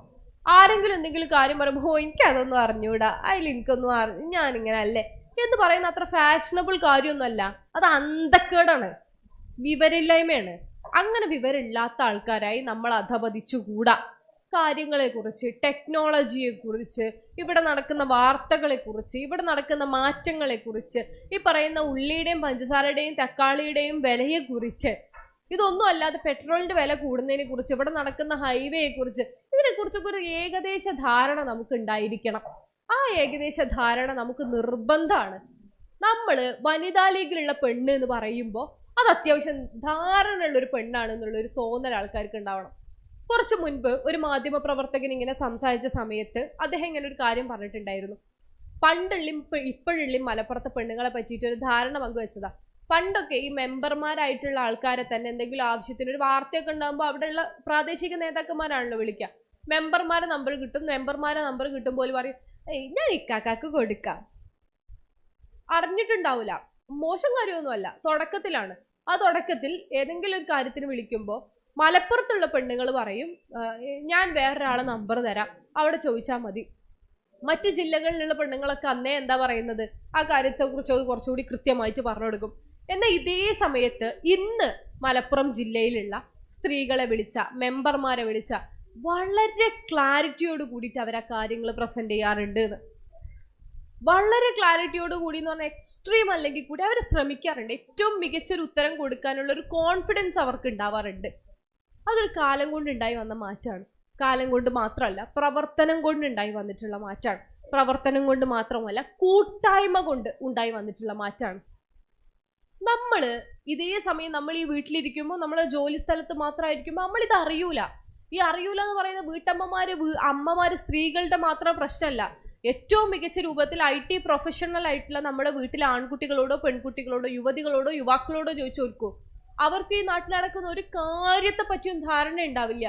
കഴിഞ്ഞ പ്രാവശ്യം ആ തൃക്കാക്കര തെരഞ്ഞെടുപ്പിന്റെ സമയത്തായിരുന്നു, തെരഞ്ഞെടുപ്പിൽ നിങ്ങൾക്ക് ആരാ വോട്ട് ചെയ്യുന്നത് പറഞ്ഞപ്പോൾ തെരഞ്ഞെടുപ്പോ, ഇവിടെ എന്ത് തെരഞ്ഞെടുപ്പ് എന്ന് ചോദിച്ചത് അന്തല്ല നമ്മൾ പറയണ വീട്ടിലെ സ്ത്രീകളൊന്നും അല്ല, നല്ല ഹൈലി ക്വാളിഫൈഡ് ആയിട്ടുള്ള പ്രൊഫഷണൽ ആയിട്ടുള്ള IT മേഖലയിൽ ജോലി ചെയ്യുന്ന യുവതി യുവാക്കളാണ്. അപ്പൊ ഇവരും അറിയുന്നില്ല നമ്മൾ എവിടെ ഇരിക്കുന്നു എന്നുള്ളതല്ല പ്രശ്നം, നമ്മൾ എങ്ങനെ നമ്മൾ അവതരിപ്പിക്കുന്നു എന്നുള്ളതാണ്. നമ്മൾ കുറച്ച് അപ്ഡേറ്റഡ് ആയിട്ടുള്ള മനുഷ്യന്മാരായിട്ടിരിക്കുമ്പോൾ എല്ലാവർക്കും നമ്മളോട് ചെറിയ ബഹുമാനമൊക്കെ ഉണ്ടാവും. ആ ബഹുമാനം നല്ലതാണ്, ആ ബഹുമാനം നമ്മൾ അർഹിക്കുന്നതാണ്, നമുക്ക് കിട്ടേണ്ടതാണ്. അതിന് വേണ്ടിയിട്ട് നമ്മൾ അപ്ഡേറ്റഡ് ആയിട്ടിരിക്കുക എന്ന് പറയുന്നത് നിർബന്ധമാണ്. അപ്ഡേറ്റഡ് ആയിരിക്കുക എന്ന് പറയുന്നത് ഒന്നാമത്തെ പാഠമാവുന്നത് നമ്മുടെ ചരിത്രത്തിൽ നിന്നും നമ്മുടെ ഓർമ്മകളിൽ നിന്നും മാത്രമല്ല, ഏറ്റവും കൃത്യമായിക്കൊണ്ട് വളരെ പ്രൊഫഷണൽ ആയിട്ടുള്ള ഒരു മാർഗത്തിൽ നിന്നാണ്. എന്ന് വെച്ചാൽ പെപ്സിക്കോയുടെ ചെയർമാൻ ആയിട്ടുള്ള, പെപ്സിക്കോ എന്ന് പറയുന്ന വലിയ കമ്പനി, നമുക്കൊക്കെ സോഫ്റ്റ് ഡ്രിങ്ക്സ് കിട്ടുന്ന കമ്പനി, ഈ പെപ്സിക്കോയുടെ നേതൃസ്ഥാനത്ത് ഇരിക്കുന്ന ഇന്ദിരാ നൂയി എന്ന് പറയുന്ന ഒരു സ്ത്രീയാണ്. ആ ഇന്ദിരാ നൂയിയോട് ചോദിച്ച ഒരു അഭിമുഖത്തിൽ ചോദിച്ചതാണ്, എന്താണ് നിങ്ങളുടെ സക്സസിന്റെ രഹസ്യം. ആ രഹസ്യം പറഞ്ഞപ്പോൾ അവർ ഒന്നാമത് പറഞ്ഞ പോയിന്റാണ് ഈ കോമ്പീറ്റൻസി എന്ന് പറയുന്നത്. അഥവാ നമ്മൾ കോമ്പീറ്റന്റ് ആയിട്ടിരിക്കുക, നമുക്ക് അറിയാന്നുള്ളതാണ് ഒന്നാമത്തെ മഴി എന്ന് ഞാൻ പറഞ്ഞതല്ല. ഇന്ദിരാ നൂയി അവരുടെ ജീവിത വിജയത്തെക്കുറിച്ച് പറഞ്ഞിട്ടുള്ള കാര്യം. അതേ ഇന്ദിരാ നൂയി പറഞ്ഞ രണ്ടാമത്തെ പോയിന്റ് എന്താന്ന് വെച്ചാൽ കറേജ് ആൻഡ് കോൺഫിഡൻസ് ആണ്. കോൺഫിഡൻസ്, കുറച്ച് ധൈര്യം ഉണ്ടായിരിക്കുക. ഈ വിവരമൊക്കെ ഉണ്ടായിട്ടും കാര്യമില്ലല്ലോ. എനിക്കറിയാം 1975 ഇവിടെ എന്ത് സംഭവിച്ചു വെച്ചാൽ എനിക്കറിയാം, പക്ഷെ എനിക്ക് പറയാൻ ഒരു മടി. ഇനിയിപ്പോ അതല്ലേ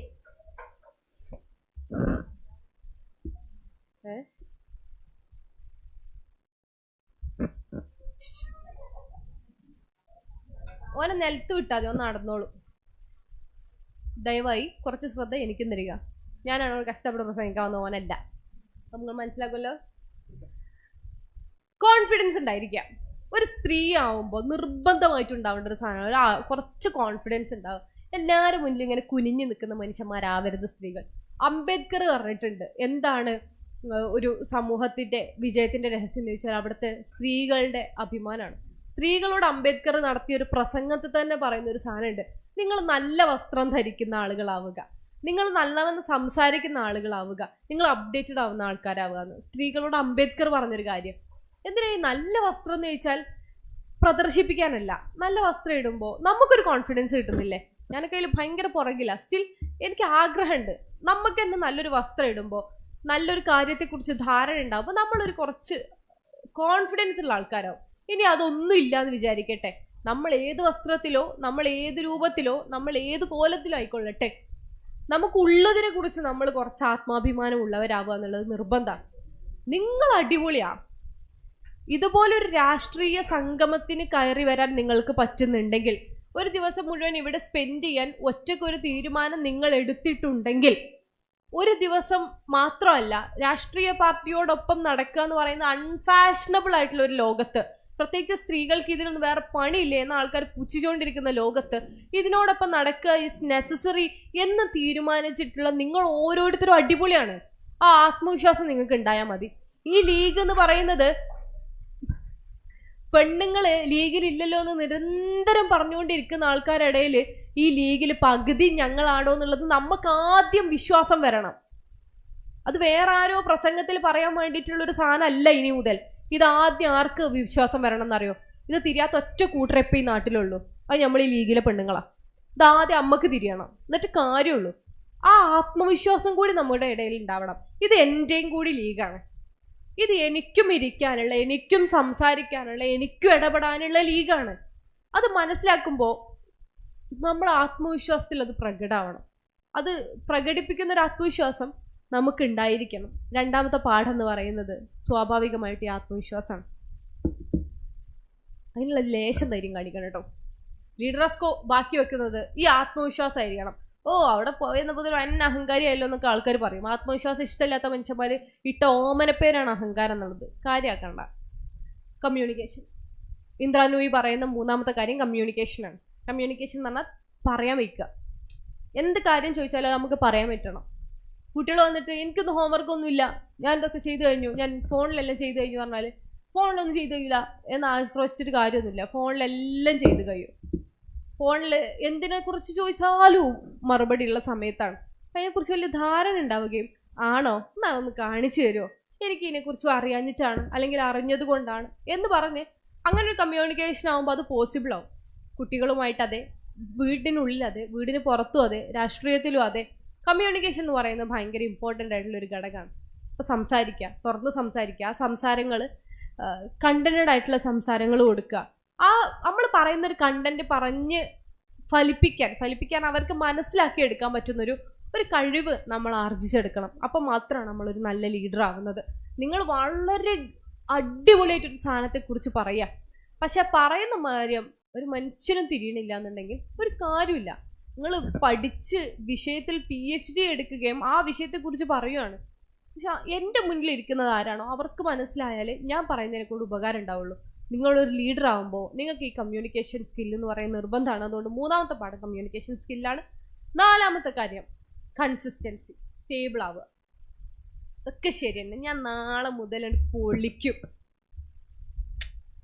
ഞാൻ എൻ്റെ ജീവിതം തിരിച്ച് മാറ്റാൻ പോവാണെന്നൊക്കെ വിചാരിച്ച ലീഡറാസ്ക കഴിഞ്ഞിട്ട് ഇറക്കാണ്. നാളെ മുതൽ നോർത്ത് മണ്ഡലത്തിലെ വനിതാ ലീഗ് ഇങ്ങനെ പുഷ്പിച്ചു നിൽക്കും. ഈ സ്റ്റെപ്പ് ഇറങ്ങി ഒന്നാമത്തെ നിലയിലെത്തുമ്പോൾ കുറച്ച് പുഷ്പം കൊഴിയും.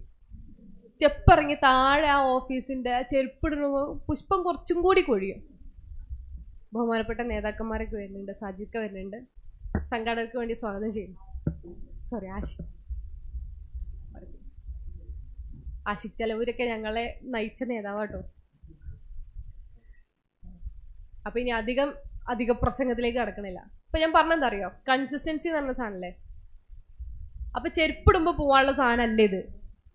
ഇങ്ങള് ഇവിടെ നിന്ന് ചർച്ചകൾ ഉണ്ടാവുകയും സംഘടനയെ കുറിച്ചുള്ള ബോധം ഉണ്ടാവുകയും സംഘടന എങ്ങനെ നന്നാക്കാം എന്ന് തീരുമാനിക്കുകയും ഒക്കെ ചെയ്തുകൊണ്ട് ഇറങ്ങി പോകുന്നുണ്ടെങ്കിൽ സംഘടന എന്ന് പറയുന്ന ഒരു മനുഷ്യന്റെ അല്ലെങ്കിൽ നമ്മൾ ഓരോരുത്തരുടെയും ജീവിതത്തിൽ എത്രത്തോളം പ്രധാനമാണ് എന്ന് തിരിച്ചറിഞ്ഞ് നിങ്ങൾ ഇറങ്ങി പോകുന്നുണ്ടെങ്കിൽ നമ്മുടെ ജീവിതത്തെ മെച്ചപ്പെടുത്താൻ, നമ്മുടെ ജീവിതത്തിൽ കുറച്ച് തുറവികൾ ഉണ്ടാവാൻ സംഘടനയും കൂട്ടായ്മയും സൗഹൃദവും ആവശ്യമാണ് എന്ന് കരുതി ഇറങ്ങുന്നുണ്ടെങ്കിൽ അതിവിടെ ചെരുപ്പിടുമ്പോൾ അഴിച്ചു വെക്കാനുള്ള സാധനമല്ല.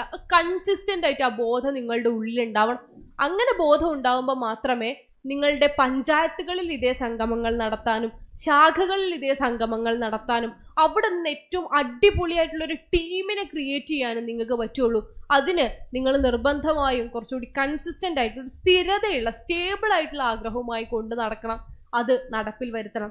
ഏറ്റവും അവസാനമായിക്കൊണ്ട് അവർ പറയുന്ന പോയിന്റ് കോമ്പസ് എന്നുള്ളതാണ്. അഥവാ കുറച്ചുകൂടി വിശ്വാസ്യതയുള്ള, ഇന്റഗ്രിറ്റിയുള്ള, കുറച്ച് സത്യസന്ധതയുള്ള മനുഷ്യരായി തീരുക എന്നുള്ളത്. നിങ്ങൾ ഫോളോ ചെയ്യാൻ തോന്നണമെങ്കിൽ നിങ്ങൾ പറയുന്നത് സത്യമാണെന്നും നിങ്ങൾ പറയുന്നതിൽ കഴമ്പുണ്ടെന്നും ആൾക്കാർക്ക് തോന്നണ്ടേ. അത് തോന്നിപ്പിക്കാൻ നിങ്ങൾക്ക് പറ്റണം. അത് തോന്നിപ്പിക്കുക എന്ന് പറയുമ്പോൾ ഏതോ എഫേർട്ടല്ല, അങ്ങനെ ആയി തീർന്നാൽ മതി. നിങ്ങൾ പറയുന്ന കാര്യങ്ങളിൽ നിങ്ങൾക്ക് ധൈര്യം ഉണ്ടാവുകയും നിങ്ങൾക്ക് സത്യമാണ് എന്ന് ബോധ്യമുള്ള കാര്യമാവുകയും ചെയ്യാം.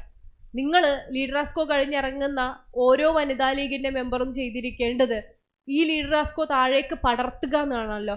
പടർത്തുന്ന ഒരു മനുഷ്യനെ സംബന്ധിച്ചിടത്തോളം നിങ്ങളുടെ ഉള്ളിലുണ്ടായിരിക്കേണ്ട ഇന്റഗ്രിറ്റി അല്ലെങ്കിൽ വിശ്വാസ്യത എന്ന് പറയുന്നത് നിങ്ങൾ പറയുന്ന കാര്യങ്ങളെ കുറിച്ചുള്ള ഉറപ്പാണ്. ലീഗിനെ കുറിച്ച് പറയുന്നുണ്ടെങ്കിൽ ലീഗ് എനിക്ക് വേണ്ടിയുള്ളതാണ് എന്ന് ഉറപ്പിൽ നിങ്ങൾക്ക് പറയാൻ പറ്റണം. എങ്ങനെയാണ് ലീഗ് നിങ്ങൾക്ക് വേണ്ടിയുള്ളതാവുന്നത് എന്ന ചോദ്യത്തിന് നിങ്ങൾക്ക് ഉത്തരം ഉണ്ടായിരിക്കണം. അതിന് ചരിത്രത്തിൽ നിന്ന് പാഠങ്ങൾ പറഞ്ഞു കൊടുക്കാൻ നിങ്ങൾക്ക് പറ്റണം. സീതി സാഹിബ് വന്ന് പ്രവർത്തനം തുടങ്ങിയ കാലത്തെക്കുറിച്ച് പറഞ്ഞ് നമ്മൾ നിർത്തിയല്ലോ. ആ തുടങ്ങിയ കാലം മുതൽ ലീഗ് അതിൻ്റെ ഒരുപാട് പ്രയോറിറ്റി ഫിക്സ് ചെയ്തതിൽ ഒന്നാമത്തായിട്ടുള്ള ഒരു പ്രയോറിറ്റിയായി എല്ലാ കാലത്തും വെച്ചിട്ടുള്ളത് സ്ത്രീകളുടെ വിദ്യാഭ്യാസവും സ്ത്രീകളുടെ ഉന്നമനവും നവോത്ഥാനവുമാണ്.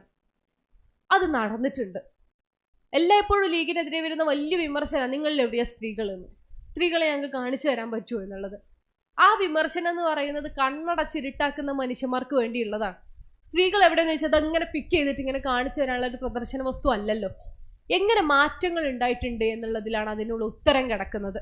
ഈ പറഞ്ഞ പോലെ ആഗ്രഹങ്ങളില്ലാതിരുന്ന മനുഷ്യന്മാരുടെ ഇടയിലേക്ക് 10-14 വയസ്സായ കല്യാണം കഴിക്കാം, എന്നിട്ടൊരു 90 വയസ്സ് വരെ അവിടെ ജീവിക്കാം, അതിൻ്റെ ഇടയിൽ തിന്ന വല്ലതും കിട്ടിയാൽ മതി എന്ന് വിചാരിച്ച മനുഷ്യന്മാരുടെ ഇടയിൽ നിന്ന് ഇപ്പം നമ്മുടെ വീടുകളിലുള്ള, ഇപ്പം നമ്മുടെ നാടുകളിലുള്ള കുട്ടികൾ ചിന്തിക്കുന്ന എന്തിനെ കുറിച്ചാണ്? 14 വയസ്സിൽ കല്യാണം കഴിഞ്ഞ ഉമ്മമാര് ഈ കൂട്ടത്തിലുണ്ടോ? അല്ലോ, നിങ്ങളും ഉണ്ടല്ലേ? ഹാജർ താത്ത കുറെ ഉണ്ടോ? വൻ സുന്ദരിയാണ്, എൻ്റെ കുടുംബക്കാരിയാണ്.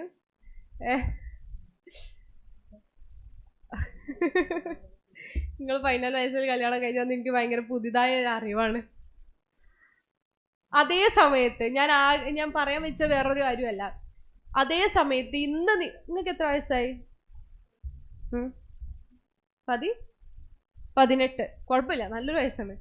അതേ സമയം 14 വയസ്സായ ഇപ്പോഴുള്ളൊരു പെൺകുട്ടീനോട് നിങ്ങൾ ചോദിച്ചു നോക്കും, എന്താ പ്ലാൻ അങ്ങ് പറഞ്ഞു. 2024, 2028, 2029 ഞാൻ എവിടെ ഉണ്ടാവും? ചിലപ്പോൾ ആ കുട്ടി പറഞ്ഞുതരും. ആൺകുട്ടികളോട് ചോദിച്ചാൽ പറഞ്ഞുതരുമെന്ന് എനിക്ക് വലിയ ഉറപ്പൊന്നുമില്ല. പക്ഷെ പെൺകുട്ടികളോട് ചോദിച്ചാൽ ഉറപ്പായും ഒരു പ്ലാനിനെ കുറിച്ച് അവർ പറഞ്ഞിരിക്കും. ഞങ്ങൾ പുറത്തു പോയി പഠിക്കുകയാണെന്നും ഏത് രാജ്യത്താണെന്നും ആ രാജ്യത്ത് പോകാനുള്ള സ്കോളർഷിപ്പ് എക്സാം ആണ് ഏതാണെന്നുള്ളതും ആ സ്കോളർഷിപ്പ് എക്സാം ക്ലിയർ ചെയ്യാൻ എത്ര മാർക്ക് വേണമെന്നുള്ളതും ഒരു പറഞ്ഞുതരും. ശരിയല്ലേ? അത് കേട്ട് അന്തം വിട്ടിരിക്കുക തോന്നുന്നു അല്ലേ? അല്ല, അതിൽ കൂടെ നടക്കുന്ന ആൾക്കാരാണ് നിങ്ങളൊക്കെ, നമ്മളൊക്കെ എന്ന് പറയുന്നത്. അത് ഒരു കാലം കൊണ്ട് വെറുതെ ഉണ്ടായ മാറ്റമല്ല. ഒരു കാലം കൊണ്ട് മാത്രം ആ മാറ്റം ഉണ്ടാവുന്നുണ്ടെങ്കിൽ ഇന്ത്യയിലെ ഒരുപാട് പ്രദേശങ്ങളിൽ ഇപ്പോഴും ആ മാറ്റം ഉണ്ടായിരിക്കേണ്ടതാണ്.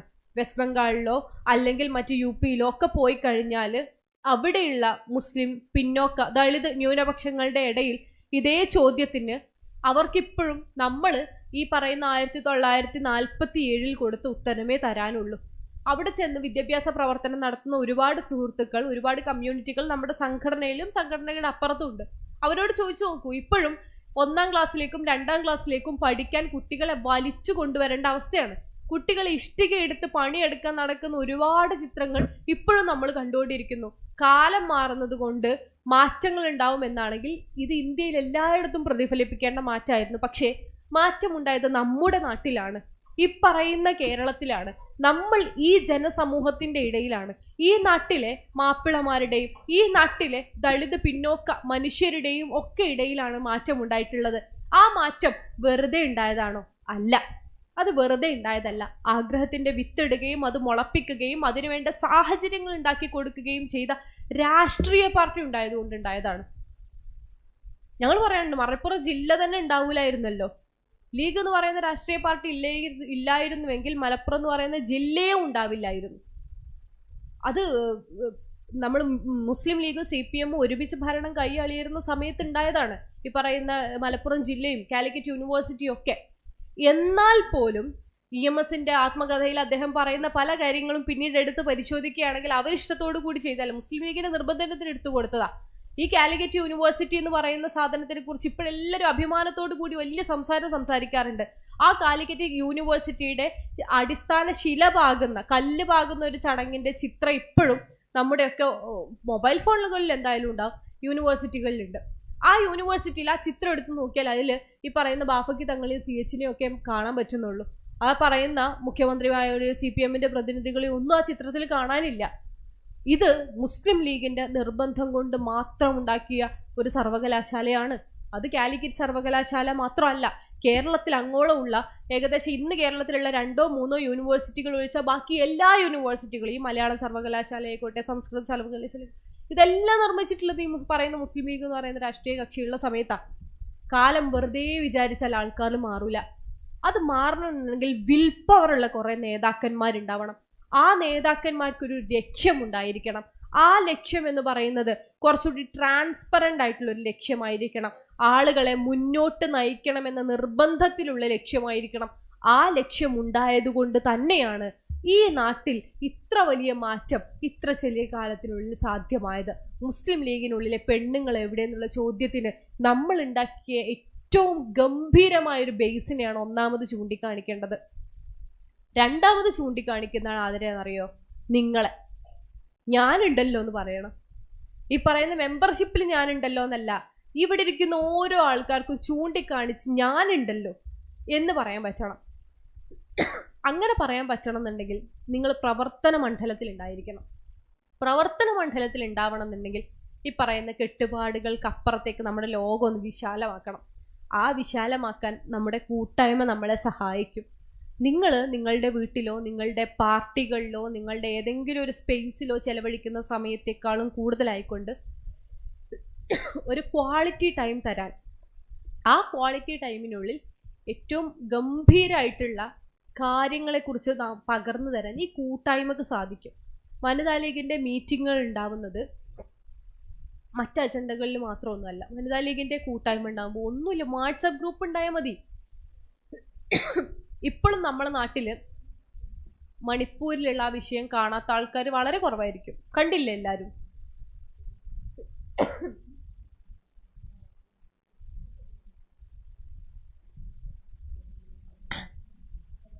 മണിപ്പൂരിൽ 2 പെൺകുട്ടികളെ നഗ്നരാക്കിക്കൊണ്ട് കൂട്ടമായിട്ട് ബലാത്സംഗം ചെയ്യുന്ന ചിത്രത്തിന്റെ തുടക്കം നമ്മൾ കണ്ടല്ലോ.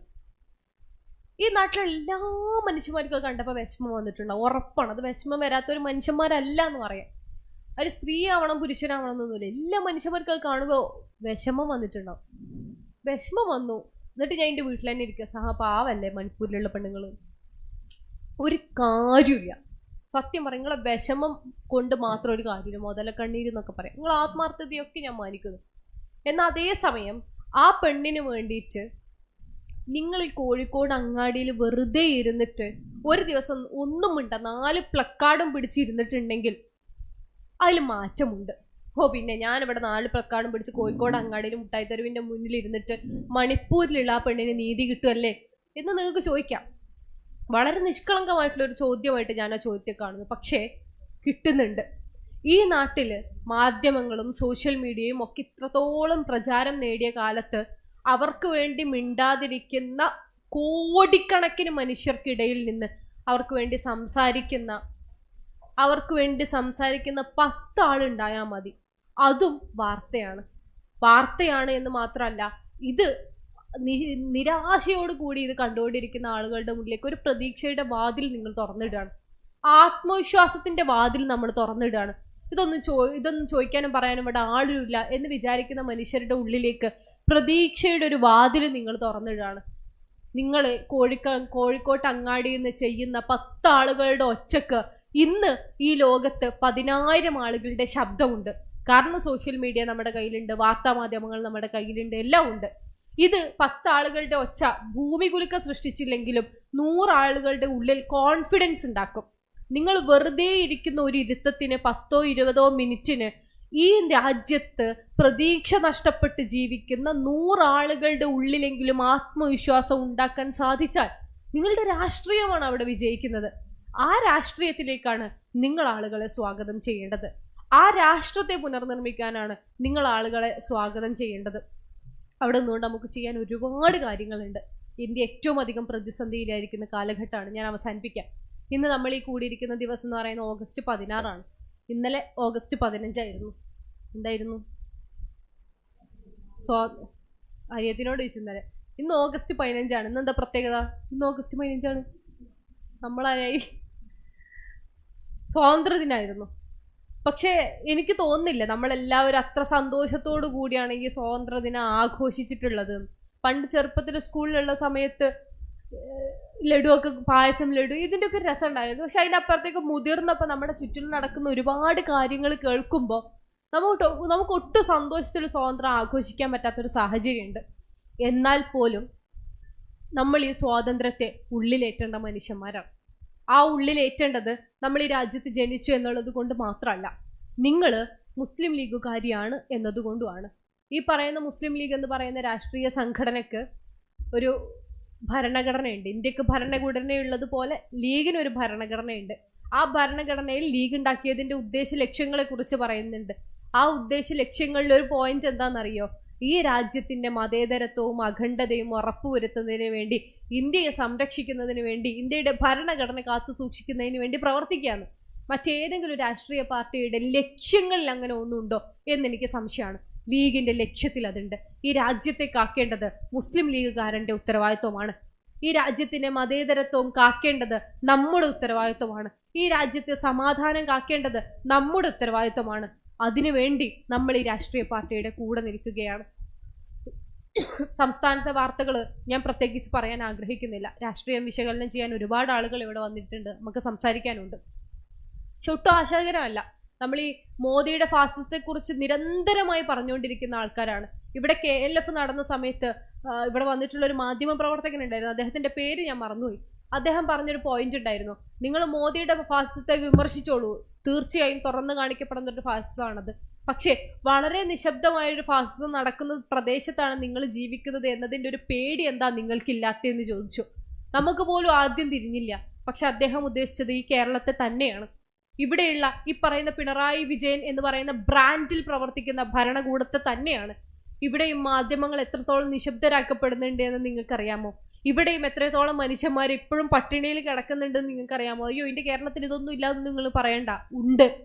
പക്ഷെ നമ്മൾ കാണുന്നില്ല. ഈ പറയുന്ന മോദി എങ്ങനെയാണോ വിശുദ്ധനായത്, ഒരു പരസ്യത്തിന്റെ പുകമറ കൊണ്ട് 2014 ഉണ്ടായി വന്നിട്ടുള്ള ഒരു ബ്രാൻഡാണല്ലോ, അതേപോലെ ഒരു പരസ്യത്തിന്റെ പുകമറ കൊണ്ട് ഉണ്ടായി വന്നിട്ടുള്ള ഒരു ബ്രാൻഡ് തന്നെയാണ് പിണറായി വിജയൻ എന്ന് പറയുന്നതും.